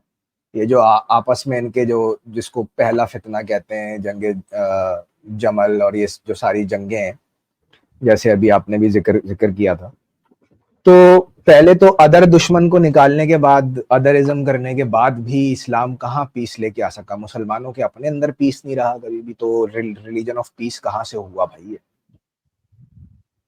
سب سے بڑی بات تو یہ ہے نا. ٹھیک ہے آپ نے اپنے دشمنوں کو نکال دیا، آپ نے کچھ یہودیوں کو مار دیا، کچھ کو بدر آپ نے کر دیا، ٹھیک ہے نا، دوسری جگہوں پہ گئے لوگوں کو ذمہ بھی بنا لیا، لیکن آپس میں ہی جو لڑائیاں ہوتی رہیں، جو ایک پوری پالیٹی تھی مسلم، اس کے اپنے اندر کتنی لڑائیاں رہی ہیں. اور تھرو آؤٹ دا ہسٹری آپ کو پتا ہے کہ مختلف قسم کے فیکشنز رہے ہیں جن کے اپنے اپنے کلیمز تھے کہ ہم حق پر ہیں اور فلاں جو ہے وہ باطل ہے. تو بھائی کسی کے اسلام ساتھ تو تو جنگ رہی. اسلام کی جو پہلی جنگ ہے نا، سب سے پہلی جنگ، مطلب کہ دوسروں کو تو چھوڑ دو نا، اسلام کی اپنی انٹرنل جنگ جو ہے، سب سے پہلی جنگ وہ نبی کے گھر سے ہے، ابو بکر اور بیت عمر کی. بالکل سیدہ فاطمہ کے الفاظ ہیں کہ میں ہر نماز کے بعد تمہارے لیے لعنت کرتی ہوں، بد دعا کرتی ہوں تم دونوں کے لیے. تو ابو ابھی بکر تک کی ایموشنل جاتی ہوئے ہے. تھے، ابو بکر یاسر النبی ایموشنل ابھی ہوئے تک تھے. کرتا. جی ہاں ابو یاسر النبی بکر ابھی جو ہے تک کرتا. ایموشنل ہوئے تھے. جا کے واپس انہوں نے کہا کہ بھائی تم لوگ تو اپنی بیویوں کو بغل میں لے کے خوش ہو، میرے ساتھ تو نبی کی بیٹی ناراض ہے اور وہ میرے لیے بددعائیں کرتی ہے، یہ پکڑو اپنی خلافت، میں نہیں کرتا ہی. تو انہوں نے پھر اسے پریشرائز کیا اور دوبارہ خلیفہ جو ہے نا اسے ریزائن نہیں کرنے دیا انہوں نے. تو آپ اندازہ لگا لیں کہ پہلے خلیفہ میں اور نبی کی بیٹی میں جنگ چل رہی ہے، اور جنگ مطلب کہ ایک یہ نہیں ہے کہ چلو تلوار اٹھائی کسی غلط فہمی کی وجہ سے جنگ ہوگی، عقائد کی جنگ ہے. اور وہ کہہ رہی ہے کہ میں ہر نماز کے بعد تمہارے لیے لعنت اور بد دعا کرتی ہوں. آپ بالکل ابو بکر کو تو مسلمان نہیں ثابت کر سکتے. اگر سیدہ فاطمہ کا رتبہ ماننا ہے اسلام میں، تو ابو بکر تو کافر ہو گیا. بالکل. ہاں اگر اہل بیت کی اہمیت سمجھی جائے، رسول اللہ کی آل کی کوئی اہمیت سمجھی جائے بھائی حدیث تو ہے کہ جس نے فاطمہ کو ناراض کیا اس نے محمد کو ناراض کیا. فاطمہ ہاں میرے جگر کا ٹکڑا ہے، اور جس نے محمد کو ناراض کیا اس کو اللہ نے ناراض کیا. ساری باتیں چھوڑ دینا، صرف ایک بات جو ہے بخاری کی پکڑ لینا کہ جی فاطمہ نے مرتے دم تک جو ہے وہ ابو بکر سے کلام نہیں کیا. اس کا نام لیتے ہوئے جو انہیں گھن آتی تھی. تو مسلمان تو 3 دن تک اگر ناراض رہے تو اس کا اسلام خطرے میں. صحیح بات ہے. کسی مسلمان سے 3 دن تک ناراض رہے، اور وہ خاتون 6 مہینے تک ابو بکر سے اس نے کہا کہ یہ بندہ میرے جنازے میں بھی نہ آئے، میں مرتے ہوئے بھی اس کا منہ نہیں دیکھنا چاہتی. وہ کیسے مسلمان رہ سکتا ہے؟ صحابی تو دور، اس کو مسلمان نہیں ثابت کیا جا سکتا. بخاری سے صرف، صحیح بخاری سے. بالکل صحیح بات ہے. قرآن میں تو اس کا ذکر ہی نہیں ہے نا، بخاری کی بات کرو. صرف بخاری سے اگر کوئی بندہ ابو بکر کو اور عمر کو مسلمان ثابت کر دینا تو بڑی بات ہوگی. ٹھیک جی تو یہ جو ہے نا آئیڈیالوجی کی جنگ ہے، جو جیسے ان کو تربیت دی گئی تھی، جیسے وہ جس ڈائی سے نکلے تھے ہے نا، جو جس شکل میں وہ سانچے سے باہر آئے تھے انہوں نے وہی ایکٹ کیا. اور اس میں کیا بات، آپ دیکھ لیں جیسس کرائسٹ کے ڈسائپل بھی دیکھ لیں، کسی نے ایک دوسرے پہ تلوار اٹھائی ہے؟ کسی نے ایک بندے کو، اپنے ساتھی کو کی گردن ماری ہو، اسے قتل کیا ہو؟ اختلاف تو ہو ہی جاتے ہیں نا آخر 2 بندوں میں، میاں بیوی میں ہو جاتے ہیں یار. لیکن جنگ تک اور قتال تک بات نہیں پہنچی. میں قتال سوال ہی نہیں پیدا ہوتا. چیلنج ہے میرا سارے مسلمانوں کو، دکھا دو بھائی کہ کسی حضرت مسیح کے کسی ایک شاگرد نے اپنے ساتھی شاگرد کو قتل کیا ہو. تو یہ ادھر تو صحابہ نے صحابہ کے ڈھیر لگا دیے سر لاشوں. یہ جو عشرہ مبشرہ کی جو حدیث ہے کہ یہ سارے یہ بخشے اس بخشائے پر ہیں. کلام ہے، یہ جھوٹی حدیث ہے. عشرہ مبشرہ خلاف قرآن حدیث ہے. حضرت محمد کہتے ہیں مجھے نہیں پتا میرے ساتھ کیا ہوگا، قرآن کہہ رہا ہے 46:9 میں. وہ کہہ رہے ہیں کہ اے رسول ان سے کہہ دو کہ میں کوئی انوکھا رسول نہیں ہوں، مجھے نہیں پتا میرے ساتھ کل کیا ہوگا. اور بخاری کی حدیث ہے، پھر بخاری کی حدیث میں کہتے ہیں حضرت محمد فرماتے ہیں کہ اے چچا عباس مجھ پہ مت رہی ہو، اے پھوپھی صفیہ مجھ پہ مت رہی ہو، بیٹی فاطمہ بنت محمد مجھ پہ نہ رہنا.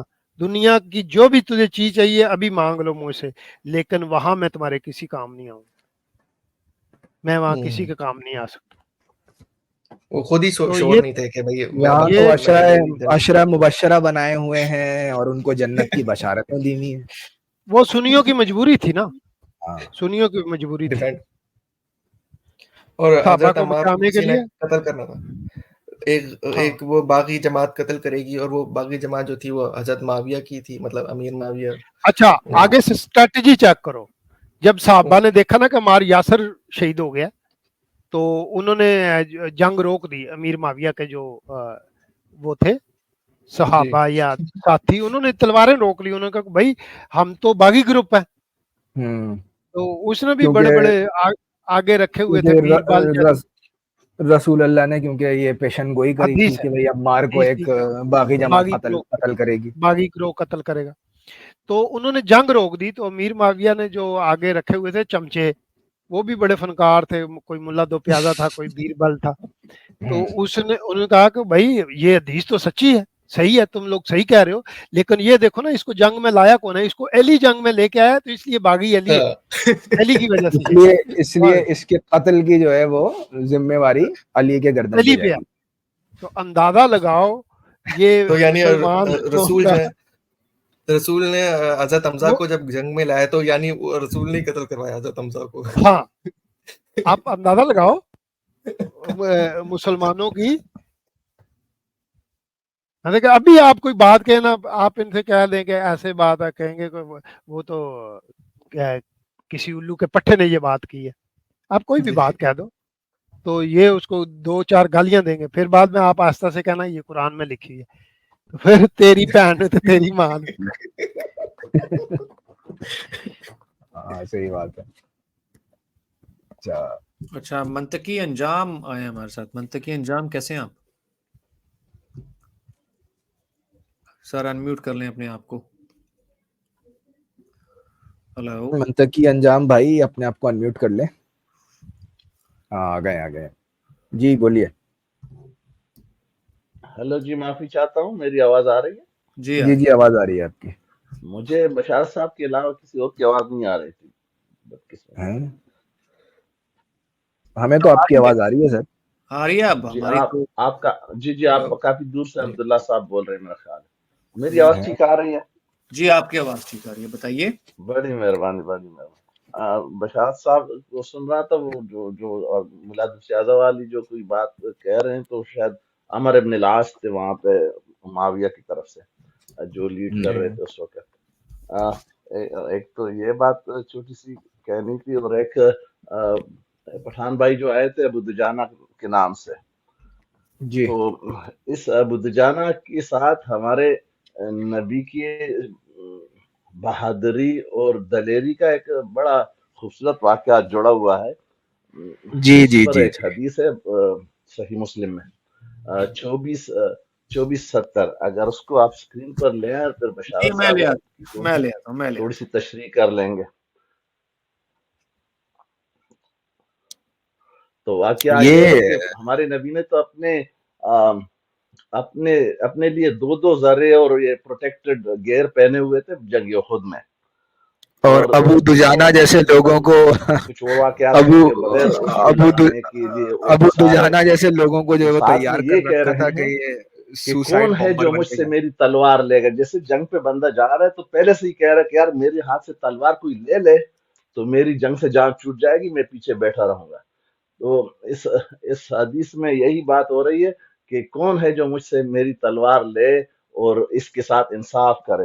तो एक और जगह में है कि हजरत अली ने उनसे तलवार मांगी तो उन्होंने उनको नहीं दिया, जाहिर है अली को नहीं मरवाना चाहते थे।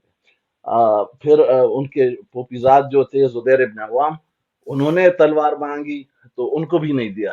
फिर अबू दुजाना ने कहा कि मुझे दे दे, मैं इसके साथ इंसाफ करूंगा, तो उनको तलवार दे दी और खुद पीछे आराम से बैठ गए। सुसाइड बॉम्बर सुसाइड बॉम्बर भेज दिया मशारत भाई, आप पढ़ ले। अबू दुजाना के साथ ये वाकया जुड़ा हुआ है। यजीद इसको थोड़ा सा बड़ा कीजिए, अगर मरते तो मरते, लेकिन मैं कर रहा हूं। जी थोड़ा जूम कर दें, मुझे नजर नहीं आ रहा, जाहिर है छोटी स्क्रीन। तो आपको नजर खुद ऐसे ही जो है ना अपने लिए बहाने या जो है ना साइड पे होना। जंग बदर में भी वो आखिर तक दुआएं मांग रहे थे कि हजरत अबू बकर उनके पास गए कि या रसूलल्लाह बस छोड़ो, बस करो, और जंग की तरफ नहीं जा रहे थे। और इसमें भी पहाड़ों में जगह जगह छुप रहे थे और अंसार को मरवा रहे थे कि अंसार कोई दूर जाके आवाज निकाले तो खालिद बिन वलीद जाके उसकी तरफ उसकी तवज्जो हो और वो बंदा अंसार का कत्ल हो जाए और ये लोग बच जाए। इस तरह की कहानियां इन्होंने जंग उहुद में की थी, और तलवार तो शुरू से ही किसी और को पकड़ा दी थी। कि भाई मेरे पास तलवार नहीं तो मैं क्यों लड़ूं, मैं कहीं साइड पे बैठूंगा दूर जाके। जंगे ओहद में शायद फरिश्ते जो है वो छुट्टियां मनाने गए हुए थे ना जन्नतुल फिरदौस में। जी बशारत साहब और यजीद भाई। जी मैं गुजारिश ये कर दूं जंगे ओहद के हवाले से, बस छोटी सी, कि जंगे इस्लाम के मुताबिक जो प्रोटेक्टर है हजरत मोहम्मद का वो जिब्राइल है। बिल्कुल ठीक है। अब जिब्राइल के मुकाबले में कौन है? खालिद बिन वलीद है। तो अब थोड़ी देर के लिए हम छोड़ देते हैं कि अबू बकर किधर भाग गया था, उमर किधर भाग गया था, और इस उस्मान तो 3 दिन के बाद वापस आया था ना। वो तो 2-4 दिन बाद वापस मिले थे, 2-4 दिन बाद, 3 दिन के बाद तो एक लतीफा बना, वो भागते हुए जा रहे थे तो औरतों से टकरा गए। तो उन्होंने कहा, पंजाबी में कहूंगा कि वो कहते हैं कि भैणा मदीने दा राह दसी, तो उन्होंने कहा टुट पैने मैं तेरी बुढ़ी है।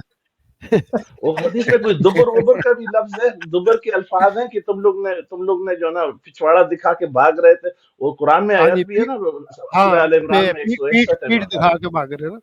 तो जरा तमीज से लिखा ना वहाँ पे, वो तो इस तरह लिखा पंजाबी में गाफ शरीफ दिखा के भागे।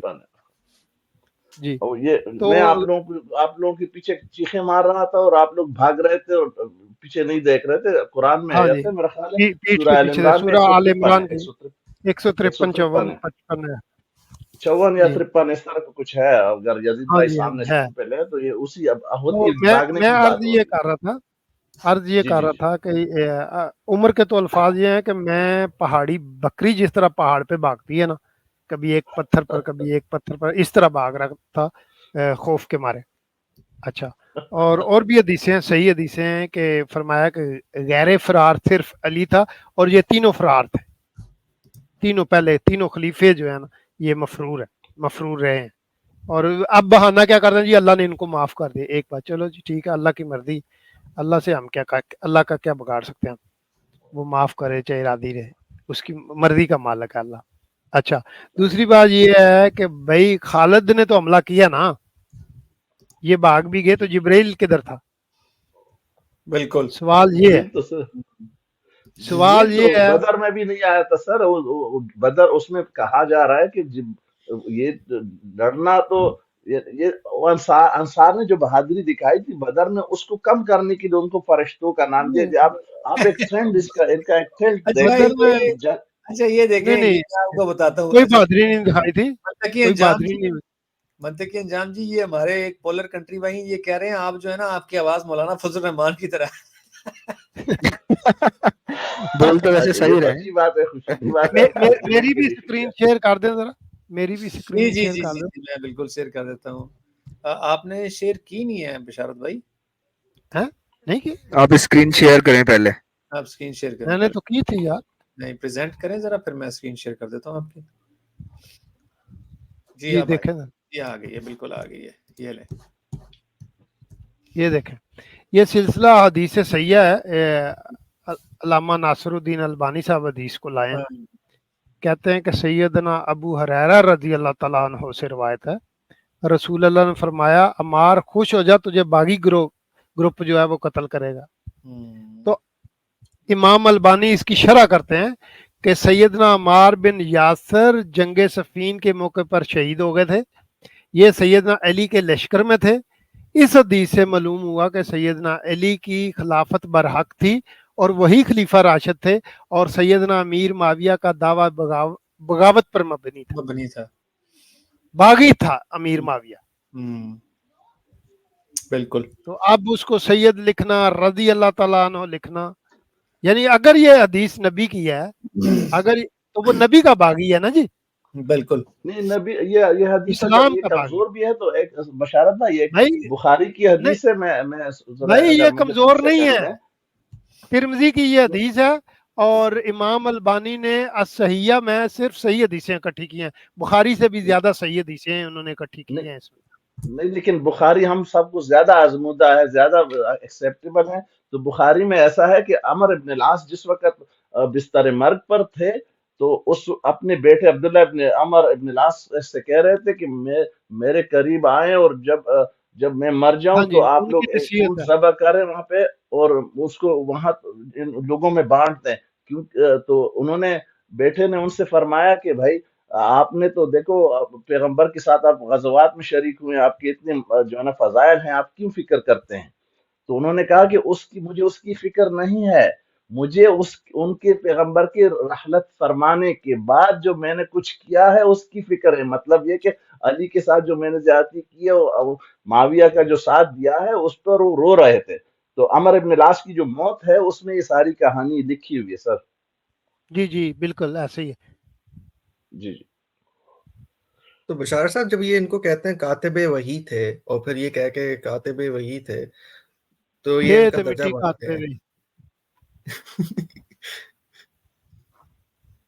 یہ کہہ کے تو درجہ بالکل اینڈ میں یہ بالکل اینڈ میں مسلمان ہوئے ہیں، یہ جو 2-3 لوگ ہیں، خالد بن ولید، عمر ابن العاص اور عثمان بن طلحہ، یہ دیکھو لاسٹ جو دیکھو یہ جو میر معاویہ ہے نا، یہ ابو سفیان کا بیٹا ہے، ٹھیک ہے جی۔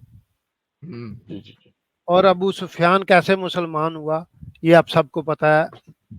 حضرت عباس کے الفاظ کیا تھے کہ کلمہ پڑھتے ہو یا گردن اترواؤ گے، خوف کے مارے، ہاں خوف کے مارے، جبر مسلمانی بھی ایسی ہے، عباس کی بھی جبران مسلمان ہوا، یعنی کہ عباس بھی ٹھیک ہے نا۔ مسلمان اور پھر وہ انہوں نے کہا کہ یا رسول اللہ، یہ بندہ جو ہے نا بڑا کمینہ قسم کا بندہ ہے ابو سفیان، اس کے لیے نا کوئی ڈیزیگنیشن، کوئی عہدہ شہدہ، کوئی اس طرح جو ہے نا اس کی تھپکی لگا دیں تاکہ یہ ہے تو لیڈر نا، تو یہ اس سے خوش ہو جائے گا۔ تو آپ جناب نے فرمایا کہ جو بھی ابو سفیان کے گھر پناہ لے گا وہ امان میں، وہ سلامت رہے گا۔ تو ابو سفیان اسی میں خوش ہو گیا، لوگوں کو کہتا آ جاؤ میرے گھر میں، آ جاؤ میری، میں نے تمہیں معاف کروا دی ہے۔ تو یہ بڑی اسٹریٹجی چلی انہوں نے، اور اچھا طریقہ تھا ابو سفیان کو قابو کرنے کا۔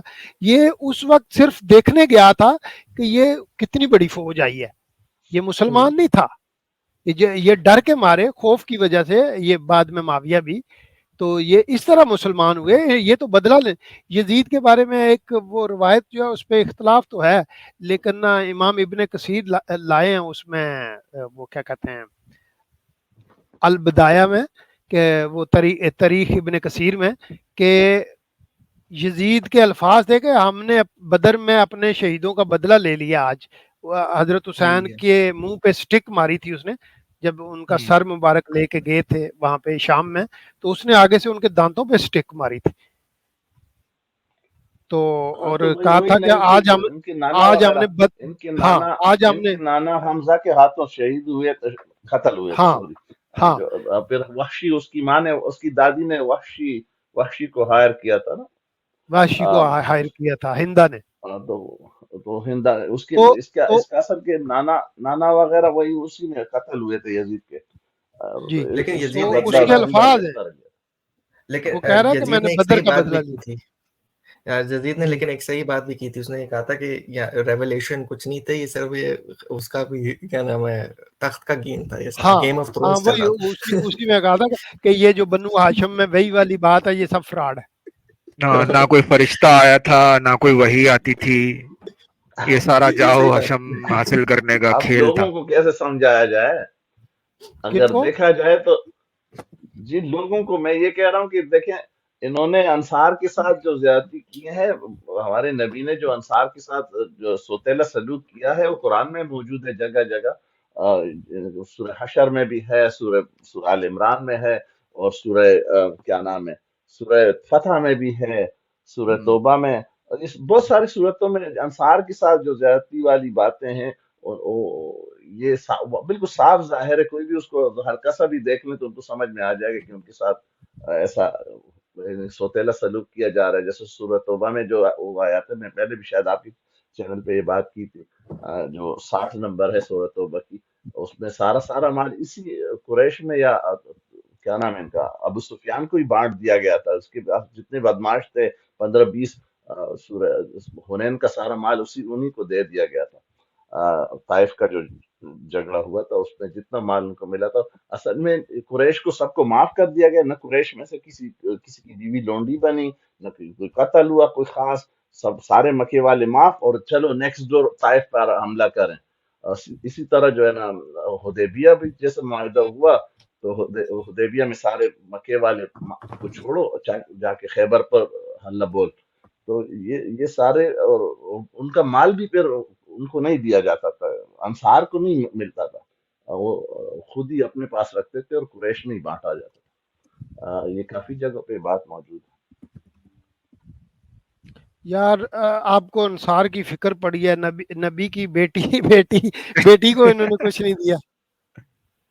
صحیح اچھا بات ہے، یہ کوئی آئے ہیں جی ہمارے ساتھ، یہ کیا ہے؟ بشارت مغل کا پتہ نہیں کون ہے یہ۔ ہاں جی جناب، ہیلو، ہاں جی بتائیے۔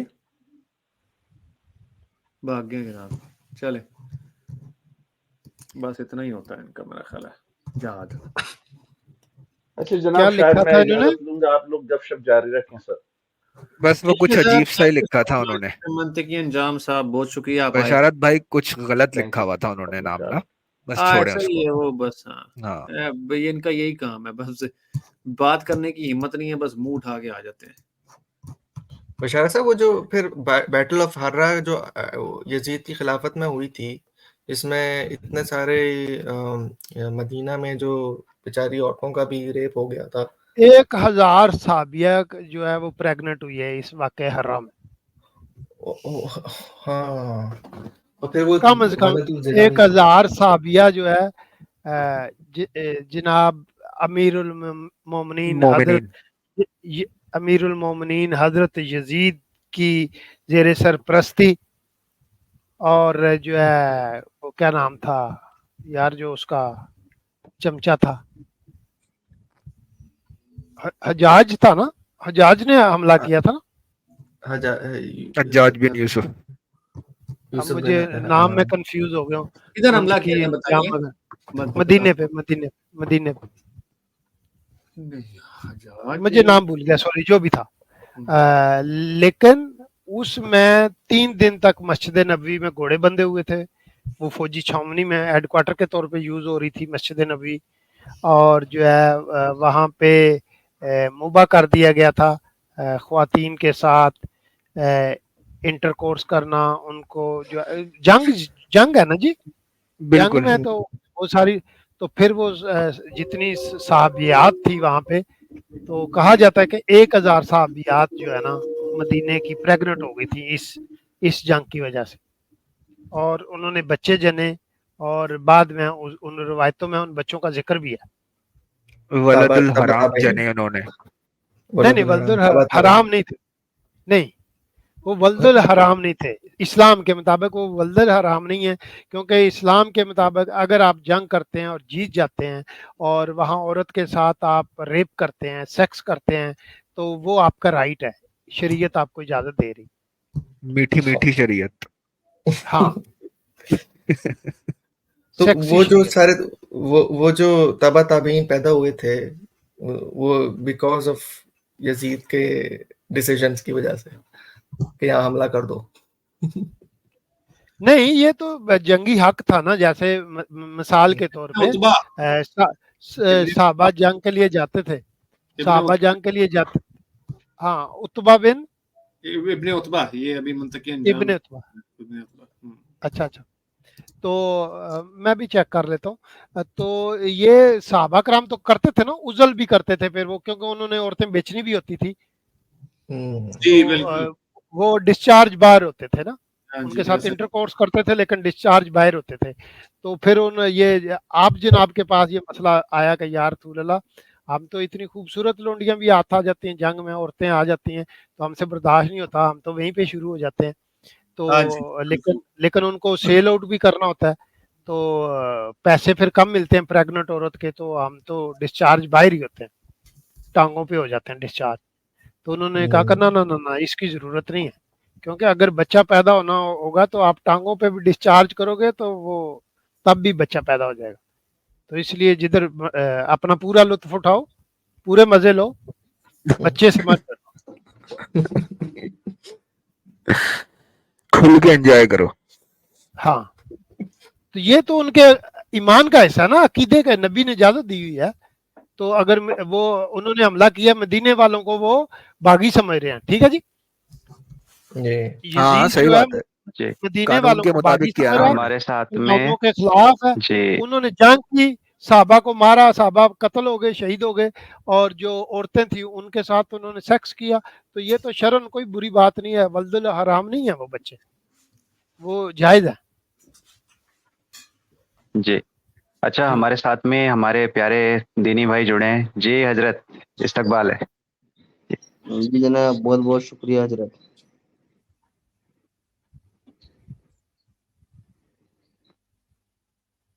جی علامہ صاحب, آپ کچھ کہہ رہے تھے؟ جی بولیے بشارت بھائی. جی میں یہی کہہ رہا تھا کہ یہ جو واقعہ ہر رہا ہے, اس میں تو جو شامی افواج نے حملہ کیا تھا مدینے میں, اس کے مطابق تو کوئی غیر شرعی کام نہیں ہوا, شریعت میں اجازت ہے اس کی, تو انہوں نے شرعن یہ سب کیا, تو پریشانی والی کوئی بات نہیں, ٹینشن نہیں لینی اس کی کہ یہ بچے ولد الحرام ہو گئے. بھائی فکر کا دی ہے نا, جب اللہ اور اللہ کے رسول کے تابع ہیں تو بس سب ٹھیک ہے. دیکھیں نا, اب سورہ تحریم دیکھیں, 66واں سورہ قرآن مجید کا آیت نمبر 1, وہ بتا رہی ہے کہ حضرت محمد نے اپنی بیویوں کو, 2 بیویوں کو خوش کرنے کے لیے کوئی ایکٹ کیا, اللہ کے حلال کو حرام کر دیا. اس میں اختلاف ہے, لیکن صحیح حدیث ہے کہ انہوں نے ماریا قبطیہ کو حرام کیا تھا. تو اللہ نے کہا کہ بھائی تو کون ہوتا ہے حرام کرنے والا؟ میں نے کہا کہ بغیر نکاح کے لونڈی کے ساتھ جب مرضی سیکس کر لو. تو یہ پرمیشن تو اللہ نے دی ہے نا,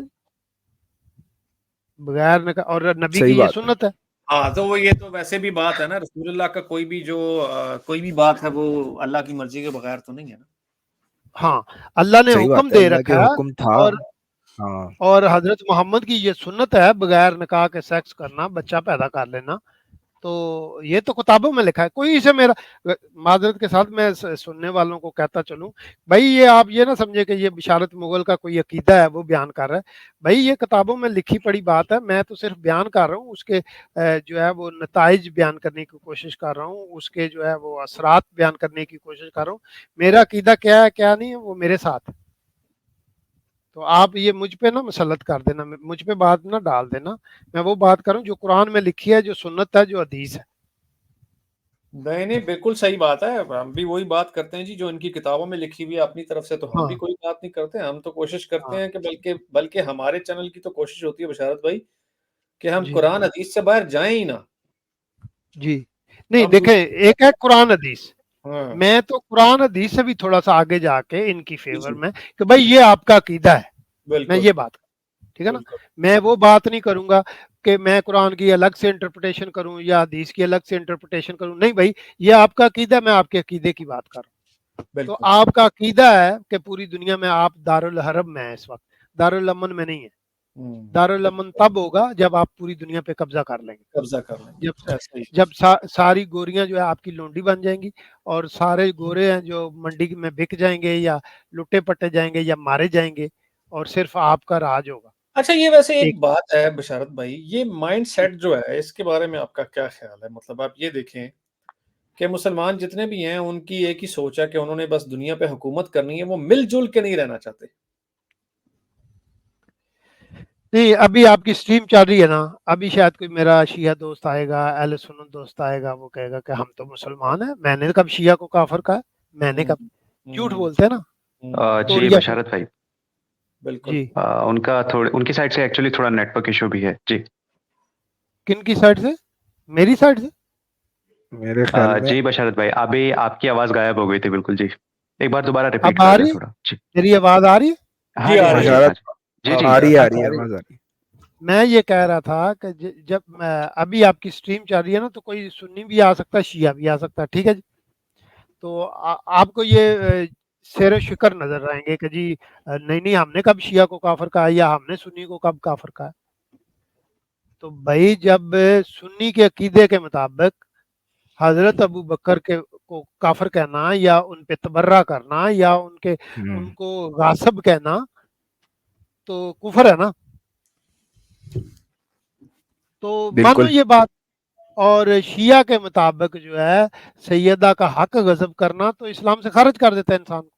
ہاں جی بالکل ایسا ہی ہے. تو ایسے ہمیں لولی پاپ دینے کی یا میٹھی گولی کرانے کی یا جلیبی پیش کرنے کی کیا ضرورت ہے کہ جی ہم تو بھائی بھائی ہے. بتا رہا تھا جی بشارت بھائی, میں آج بھی کسی کو پتہ نہیں کس کو بتا رہا تھا کہ یار یہ جب باغ فدق کے معاملے میں جب فاطمہ نے درخواست کی تھی عائشہ سے عدالت جانے کی تو عائشہ پلٹی مار دی تھی کہ میں جی تمہارے حق میں وہ بیان نہیں دوں گی. عائشہ کی ایک وجہ ہے، اس کی میں بیک گراؤنڈ بتاتا ہوں آپ کو، شاید بہت سے لوگوں کو نہیں پتا، لیکن اس کی ایک پوری وجہ ہے. تو میں نے ایک سٹریم کی تھی رن مرید نبی، تو وہ میرے ساتھ کافی لوگ ناراض بھی ہوئے تھے اور میرے کچھ عزیز بھی بڑے ڈس ہارٹ ہوئے تھے. تو میں نے ان سے وعدہ بھی کیا تھا کہ آئندہ میں اس طرح کے الفاظ نہیں استعمال کروں گا جس سے آپ ڈس ہارٹ ہوں، لیکن میرا بتانے کا مقصد یہ تھا. تو اس میں 2 خواتین کا ذکر کیا گیا تھا، ازواج مطہرات کا ذکر کیا تھا میں نے، لیکن آج کے ریلیٹڈ جو ہے نا ایک کا میں ذکر کر دیتا ہوں. سیدہ زینب بنت جاش رضی اللہ تعالیٰ عنہ وہ گئی تھی سیدہ فاطمہ کے پاس. انہوں نے دیکھا کہ انہوں نے کہا کہ دیکھو بات یہ ہے کہ وہ آپ کو پتہ نا رشتے میں سیدہ فاطمہ کی ایک تو والدہ بھی لگتی تھی بیوی ہونے کے ناطے، اور دوسرا وہ جو ان کے والد کی پھوپھی زاد بہن بھی تھی، کزن بھی تھی.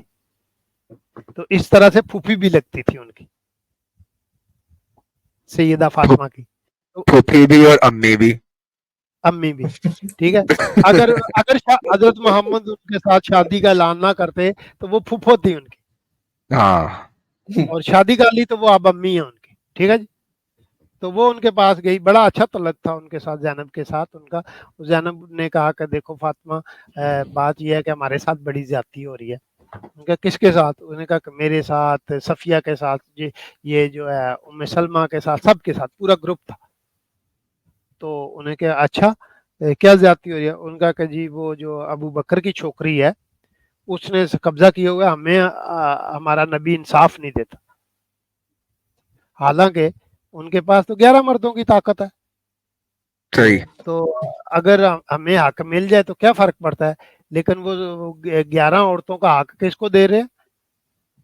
ابو بکر کی بیٹی کو دے رہے ہیں، عائشہ کو دے رہے ہیں. تو آپ کائنڈلی ہماری وکیل بن جائے. تو سیدہ نے یہ پیشکش ایکسیپٹ کر لی اور حضرت محمد کے پاس چلی گئی. انہوں نے کہا کہ یہ معاملہ ہے تو آپ مہربانی فرمائیں. تو حضرت محمد بڑے اپسیٹ ہوئے. یہ حدیث ہے، صحیح حدیث ہے، آپ ذرا اٹھا کے تو دیکھیں سیاستہ. انہوں نے کہا کہ فاطمہ تم میری بیٹی ہو اور تم نہیں چاہتی کہ تمہارا باپ خوش رہے، اس کو دلی سکون ملے. یعنی کہ مجھے تو جو ہے نا عائشہ کے علاوہ کوئی نظر نہیں آتی، مزہ نہیں آتا مجھے. ہاں. اس کے تو علاوہ وہ واپس گئے. تو آج مجھے کوئی کہہ رہا تھا، بلکہ میرے خیال میں انجینئر بھائی مجھ سے بات کر رہے تھے یا کوئی مجھ سے بات کر رہا تھا کہ بھائی وہ یہ میں نے عرض کیا نا پچھلی سٹریم میں کہ جتنے کیس رپورٹڈ ہوئے نا اس وقت رمضان میں پاکستان سے اعتکاف کے دوران، تو مجھے جو ہے نا قوم لوط جو ہے وہ تھوڑی سی راست باز نظر آنے لگی ہے پاکستانی مولویوں کے مقابلے میں. تو صحیح بات ہے. انہوں نے مجھ سے پوچھا کہ وجہ کیا ہے. میں کہتا ہوں کہ مولوی کو جو ہے نا سوراخ تنگ چاہیے.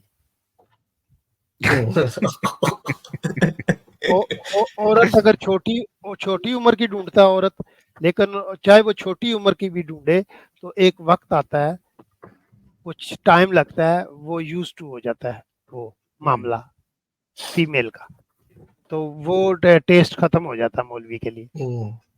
تو لڑکے یوز ٹو بھی ہوں تو وہ جو ہے نا وہ کیا کہنا چاہیے، دوبر کا سائز جو ہے نا اتنا جلدی لوز نہیں تو اس وجہ سے جو ہے نا عائشہ چونکہ سب سے چھوٹی تھی تو جناب کو اس سے خصوصی محبت تھی. اچھا تو فاطمہ واپس آ گئی.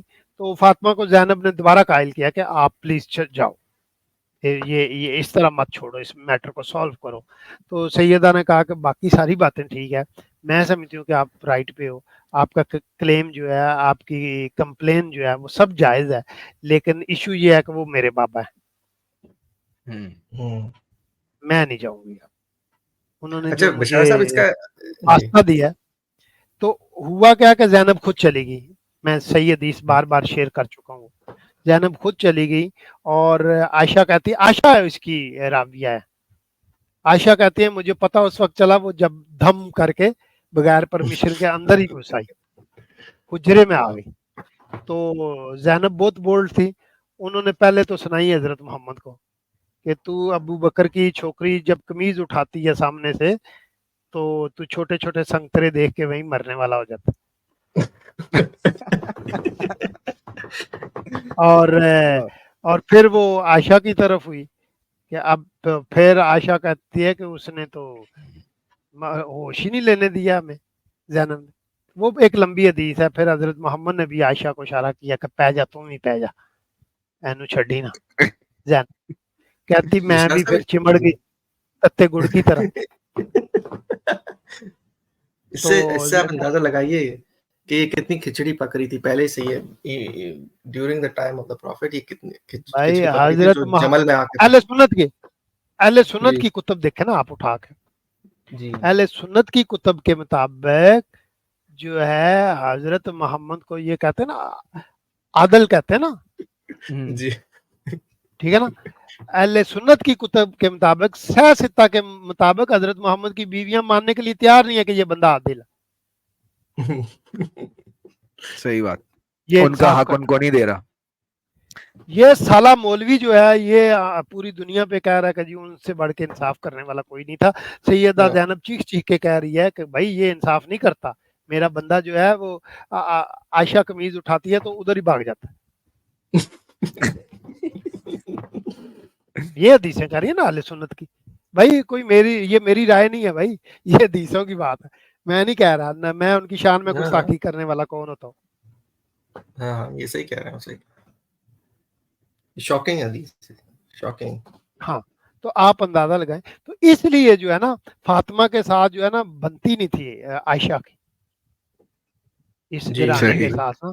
तो अबू बकर ने भी, क्योंकि फातिमा तो गई थी केस लेके, हाँ फातिमा ने साथ दिया था उम्महातुल मोमिनीन का। और फातिमा, मैं समझता हूँ कि फातिमा का जो एक्ट है सैयदा फातिमा का वो बड़ा जबरदस्त है कि उसने अपने बाप के सामने ये बात रखी है, रखनी चाहिए भी थी कि भाई इतनी सारी खवातीन रखी हुई हैं तो उनको हक भी तो दो ना उनका। हाँ अगर हजरत मोहम्मद अंडर प्रेशर ना होते अबू बकर के, उमर के और उस्मान के, तो आप देख लें कि पंजातन पाक जो हैं, ठीक है ना, उनमें से 4 को देखें आप, सैयदना अली को देखें, सैयदा फातिमा को देखें, सैयदना हसन को देखें, सैयदना हुसैन को देखें। ये 4 लोग शहीद हुए हैं। बावजूद 5वां भी शहीद हुआ है, वो किसी और वजह से हुआ है, लेकिन ये 4 जो लोग शहीद हुए हैं ये मुसलमानों ने स्पेशली शहीद किए। बिल्कुल। और उसकी वजह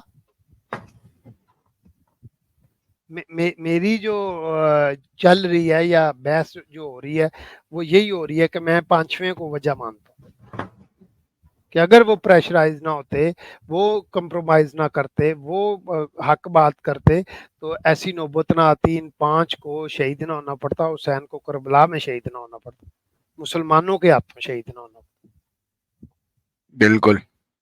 फातिमा को अबू बकर और उमर के हाथों शहीद ना होना पड़ता। फातिमा की डेथ शहादत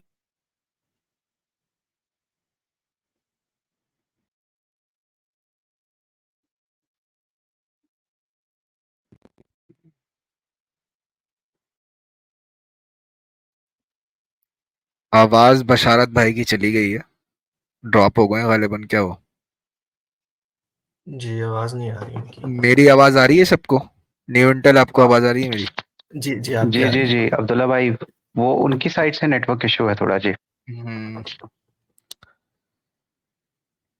मोहसिन भी इसी वजह से जो है वो शहीद हो गया था, अनबॉर्न चाइल्ड। यार देखें, बात वही है ना कि जब आपकी डेथ, अगर आप इतने अमन पसंद हो या आप इतने हक पर खड़े हुए हो तो आपको लोग मार क्यों रहे हैं? सबके सब लोगों को सारे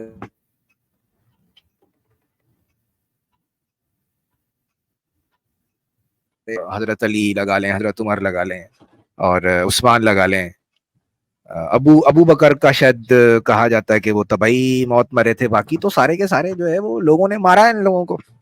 तो इससे अंदाजा लगाए ना कि ये कोई कितने ही कोई अमन पसंद थे, या कोई कितना इन्होंने अमन कायम कर रखा था, कितना ही कोई एक हुकूमत जो है वो इनकी हक के ऊपर थी और ताकत के बलबूते पे नहीं थी। इससे अंदाजा लगाए ना।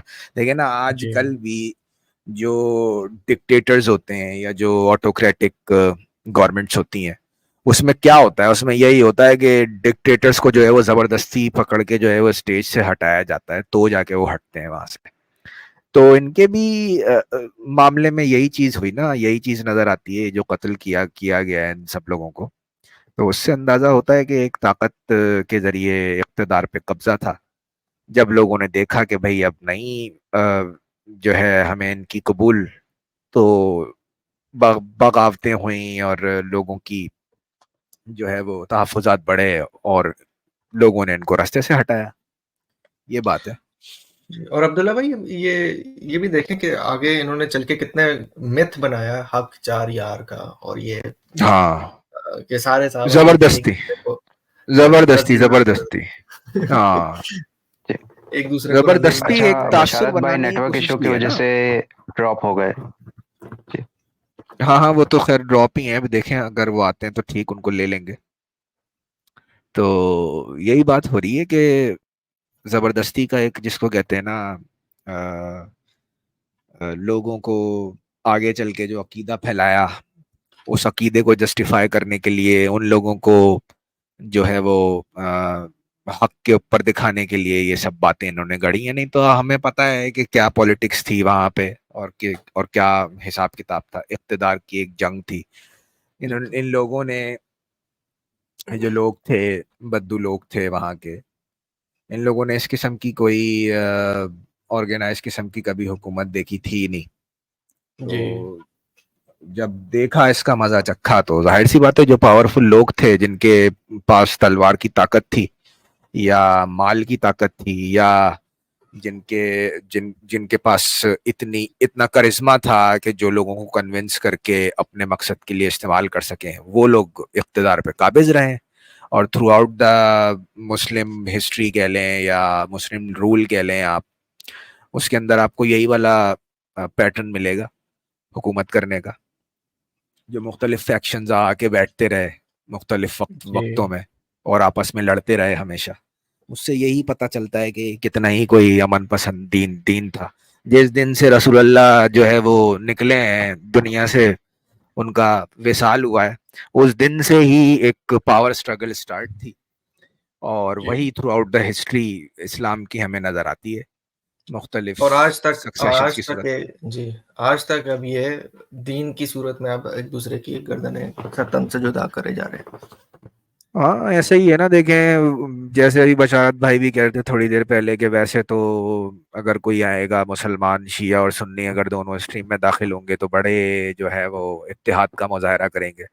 लेकिन वही वाली बात है ना कि जो वो कहते हैं ना कि the devil is in the details, यानी कि जब आप डिटेल में जाएंगे तो आपको पता चलेगा कि इनके आपस में क्या क्या इख्तलाफात हैं, और ये एक दूसरे को बर्दाश्त तो क्या है, ये तो एक दूसरे को मुसलमान भी नहीं समझते। अपने हलकों में जब बैठे हुए होते हैं तो जरा सुना करें इन लोगों की तावीलात एक दूसरे के बारे में क्या क्या इन लोगों की होती हैं। जी बशारत भाई सॉरी आ गए मेरे में, प्रॉब्लम ड्रॉप थी। हो गए थे गलबन। हाँ जी मेरे नेटवर्क में प्रॉब्लम आ गई थी, तो मैं क्या बात कर रहा था मैं भूल गया, सॉरी। यही बातें हो रही थी इन लोगों का क्या कंडक्ट था अपना खुलफा राशिदीन का और सारा जो है। हाँ सॉरी, मैं ये कह रहा था कि आप ये 4 शहीदों के पीछे देखें, जो आयशा की जो कीना था, तसब था, वो सैयदा फातिमा के साथ इस वजह से था कि सैयदा फातिमा उसके खिलाफ केस लेकर आई थी हजरत मोहम्मद की कोर्ट में सैयदा ज़ैनब के कहने पे। बाकी बीवियों को इंसाफ दिलाने के लिए सैयदा फातिमा आई थी। तो ये तो मुनाफिक थे ना, ये कहते या रसूलल्लाह जो आपने कह दिया। लेकिन जो उनकी बेटी थी उन्होंने बड़ी दिलेरी के साथ आके अपने वालिद साहब से ये बात की थी, और उसकी वजह से आयशा को सैयदा फातिमा एक आंख नहीं बाती थी। अब देखें, अब सैयदना अली को देखें, उनके साथ क्या रंजिश थी आयशा की। ये बड़ा इंटरेस्टिंग पॉइंट है। वो ये है कि जब आपको पता ना वो वाकया, वो واقعہ جی افق جس ایف کو کا بولتے ہیں جی ایف جی جی جی. تو اس میں جو ہے نا کیا ہوا کہ وہ عائشہ کا جی ہار گم گیا، عائشہ کا یہ ہو گیا، عائشہ کا وہ ہو گیا، عائشہ پکڑی گئی، عائشہ پھڑی گئی، عائشہ انج ہو گئی، عائشہ اونج ہو گئی، آ گئی عائشہ، ٹھیک ہے جی، چلو جی واپس آ گئی. تو یہ مسئلہ ڈسپیوٹیڈ ہو گیا کہ اب کیا کریں جی. تو کوئی بھانت بھانت کی بولیاں بول رہا ہے، تو ایک مہینے تک یہ اس طرح ایشو ڈوبا رہا، لٹکا رہا. تو جب دو لوگوں کو یہ انکوائری کمیٹی بنائی گئی تو جس میں ایک ایک حضرت علی بھی تھے. ایک حضرت علی تھے. تو جب بات آئی سیدنا علی کی تو اپینین دے دیا ایک صحابی نے کہ یا رسول اللہ میں گارنٹی دیتا ہوں عائشہ جو ہے بڑی پاک صاف ہے، بڑی اس کا کوئی لچھن خراب نہیں ہے، کوئی اس کا ایسا نہیں ہے، چکر نہیں ہے وغیرہ وغیرہ. چلو جی قسم اٹھا کے بیان دے دیا. تو علی کی باری ہے. علی نے یہ نہیں کہا کہ عائشہ کریکٹر لیس ہے، انہوں نے یہ نہیں کہا. انہوں نے صرف یہ کہا کہ یا رسول اللہ آپ تو شادی بھی کر سکتے ہیں، ہاں آپ کے پاس دوسرے آپشنز موجود ہیں. آپشن موجود ہیں، آپ چاہتے کیا ہیں. مطلب کہ آپ دیکھیں فاطمہ کا بولڈ سٹیپ دیکھیں نا، اور سیدنا علی کا دیکھیں. یہ دونوں میاں بیوی کا اگر آپ ان کی جو وے آف ٹاکنگ ہے یا آپ کہہ لو کہ سچائی بیان کرنے کی صلاحیت ہے، بالکل فرق ہے، کمپرومائزڈ نہیں ہے یہ دونوں. ٹھیک. تو جب علی نے یہ الفاظ کی تو عائشہ کے اپنے الفاظ ہیں کہ میں چاہتی تھی کہ علی میرے حق میں گواہی دے. تو اس دن کے بعد عائشہ نے کبھی علی کا نام نہیں لیا، کہتی تھی وہ بندہ وہ شخص فلاں شخص. اتنی نفرت تھی اس کے دل میں علی کے کہ علی نے میری گواہی کیوں نہیں دی. بھائی پیچھے تو رہ گئی ہیں، جو ہم تو نہیں کوئی اعتراض نہیں کر رہے عائشہ کے کریکٹر پہ، صرف یہ میں عرض کر رہا ہوں کہ پیچھے تو تم رہ گئی ہو کتابوں کے مطابق، حدیثوں کے مطابق. تو اس میں علی کا کیا قصور ہے؟ صحیح بات ہے. تو اس نے میاں بیوی کے ساتھ حسد کیا، اور جب دفن کرنا تھا نا سیدنا حسن کو، تو عائشہ وہاں پہ ڈٹ گئی کہ یہ جگہ میری ہے، یہ تو تم لوگ نہیں کر سکتے. تو اتنے تیر چلے تھے حضرت حسن کے جنازے پہ کہ حضرت حسن کو وہاں دفن نہیں کیا جا سکتا. مطلب کہ اتنی نفرت تھی عائشہ کو اس خاندان سے. تو وہی ہے نا خاندانی پالیٹکس، پھر قبائلی پالیٹکس، یہی نظر آتا ہے اگر بالکل انڈیپینڈنٹ طریقے سے دیکھیں تو. جی بشارت صاحب وہ بھی بتائیں نا، جب وہ علی کے خلیفہ بننے کا نام آیا تو عائشہ نے صاف کہہ دیا تھا کہ اس کو کس نے کہا یہ خلیفہ بنے گا، یہ کون ہوتا ہے خلیفہ بننے والا. بھائی آپ دیکھیں، اندازہ لگائیں کہ جب حضرت محمد کی وفات ہوئی ہے تو یہ کدھر تھے؟ سقیفہ میں تھے نا. جنازے کا تو کسی کو خیال نہیں تھا، ڈیڈ باڈی کا تو کسی کو ہوش نہیں تھا نا. تو یہ سارے ادھر لڑ رہے تھے، سقیفہ میں لڑ رہے تھے، فزیکلی لڑ رہے تھے، جھگڑا کون خلیفہ بنے گا، کون خلیفہ. نصار کہتے تھے کہ ہم بنیں گے، ہمارا حق زیادہ، ہم نے قربانیاں بہت دی ہیں، شہادتیں ہماری زیادہ ہیں، جائیداد ہم نے نبی کے لیے خرچ بہت کیا، ہم نے نبی کے لیے ہر قربانی دی ہے. تو کہتے ہیں کہ جی وہ تو نبی نے کہا تھا قریش میں سے ہوگا خلیفہ. تو علی نے کہا تھا قریش میں کیوں ہوگا بھائی، ہاشمیوں میں ہوگا اگر قربت شرط ہے. کہ دیکھیں جی قریش جو ہے وہ نزدیک ہے نا محمد کے، تو زیادہ قریب تو پھر خاندان ہوا نا. ہاں ہاشمی زیادہ قریب ہے. انہوں نے کہا کہ اگر قریشی ہونے کی وجہ سے ابو بکر خلیفہ بن سکتا ہے تو میں ہاشمی ہوں. صحیح بات ہے، میرا تو خون کا رشتہ ہے رسول اللہ کے ساتھ. علی کو خلیفہ بننے کی ضرورت بھی نہیں تھی، وہ تو بعد میں بھی زبردستی انہوں نے بنایا، لیکن وہ خلافت کے وہ اس رائٹ پہ یا حق پہ ڈٹے رہے تاکہ لوگوں تک یہ میسج جائے کہ بھائی علی نے خلافت مانگی تھی اور وہ خلافت سے پیچھے نہیں ہٹا، اس نے چھوڑی نہیں ہے. ورنہ تو یہ کہہ دیتے وہ تو علی خود ہی پیچھے ہٹ گیا تھا. یہ بڑے مولویوں کو آپ دیکھیں نا، جیسے انہوں نے مولویوں نے کہا کہ جی وہ جو ہے کیا کہتے ہیں، وہ تو عمار یاسر کو علی لے کے آئے تھے جنگ کے لیے. تو مولویوں کے پاس بہت طریقے ہیں. بات کو گھمانے کے. جلیبی ایسی بناتے ہیں وہ کہ ایک دفعہ تو جبرائیل کا بھی طرح نکل جاتا ہے, یار میں نے تو یہ سوچا ہی نہیں تھا, میں تو ایسی بات کوئی لایا ہی نہیں تھا. اب فرض کرو کسی وجہ, یہ غزوہ ہند پہ ہم بات کر رہی تھے نا کہ حضرت محمد بھی اسپرچولی شامل ہوں گے, واپس آئیں گے. تو اب فرض کرو حضرت محمد آ جاتے ہیں اس دنیا میں, فرض کرو for the sake of argument, اگر وہ آ جاتے ہیں تو کیا ہوگا ان کے ساتھ؟ انہوں نے کہنا انفی ہو کہ شافی ہو, انہوں نے پوچھنا اس سے کہ بھائی آپ انفی ہیں یا شافی ہیں, مالکی ہیں یا دیوبندی ہو. دیوبندی ہو تو ٹھیک صحیح نبی ہو جی, کون سے فرقے کے ریپرزینٹیٹیو ہے. ہاں, اصولی ہو یا فروئی ہو, فروئی ہو شدت پسند ہو یا لبرل ہو, فروئی ہو. تو وہ تو بیچارہ غامدی صاحب دے نال نہ کتھے مل جان بشارت صاحب, ہوئی نا غامدی صاحب کہیں گے کہ بس پھر بھاگنا پڑے گا امریکہ ان کو بھی. پاکستان میں تو نہیں چلیں گے وہ اگر غامدی کے ساتھ آئے تو. یہ مولوی کی جو اب اسٹریٹجی ہے وہ بیچارہ 1400 سال سے میٹھا بنا رہا ہے, میٹھا بنا کے مسلمانوں کو کھلانا چاہتا ہے, لیکن اصل میں وہ ایسا زہر ہے. اسلام اس زہر کا نام ہے جو یہ غلطی سے اپنے بچوں کو دے رہے ہیں, اور ایک دن ایسا آئے گا کہ یہ نسل جو ہے وہ ختم ہو جائے گی. اور حضرت محمد کی حدیث ہے کہ ایک دن جو ہے یہ سانپ کی مانند اپنے بل میں لوٹ جائے گا, مدینے میں گھس جائے گا, واپس دنیا سے ختم ہو جائے گا اسلام. اچھا لوگ, مجھے ایک وہابی نے اس کی انٹرپریٹیشن اس طرح سے کی, آپ دیکھ سکتے ہیں آن لائن, ڈاکٹر اسرار نے بھی اس کی انٹرپریٹیشن کر رکھی, ویڈیو پیغام ہے ان کا. تو انہوں نے انٹرپریٹیشن کی کہ جی خالص اسلام صرف مدینے میں ملے گا. میں نے کہا مدینے میں نہیں ملے گا, وہ اپنے بل میں گھس جائے گا جیسے کبھی تھا ہی نہیں.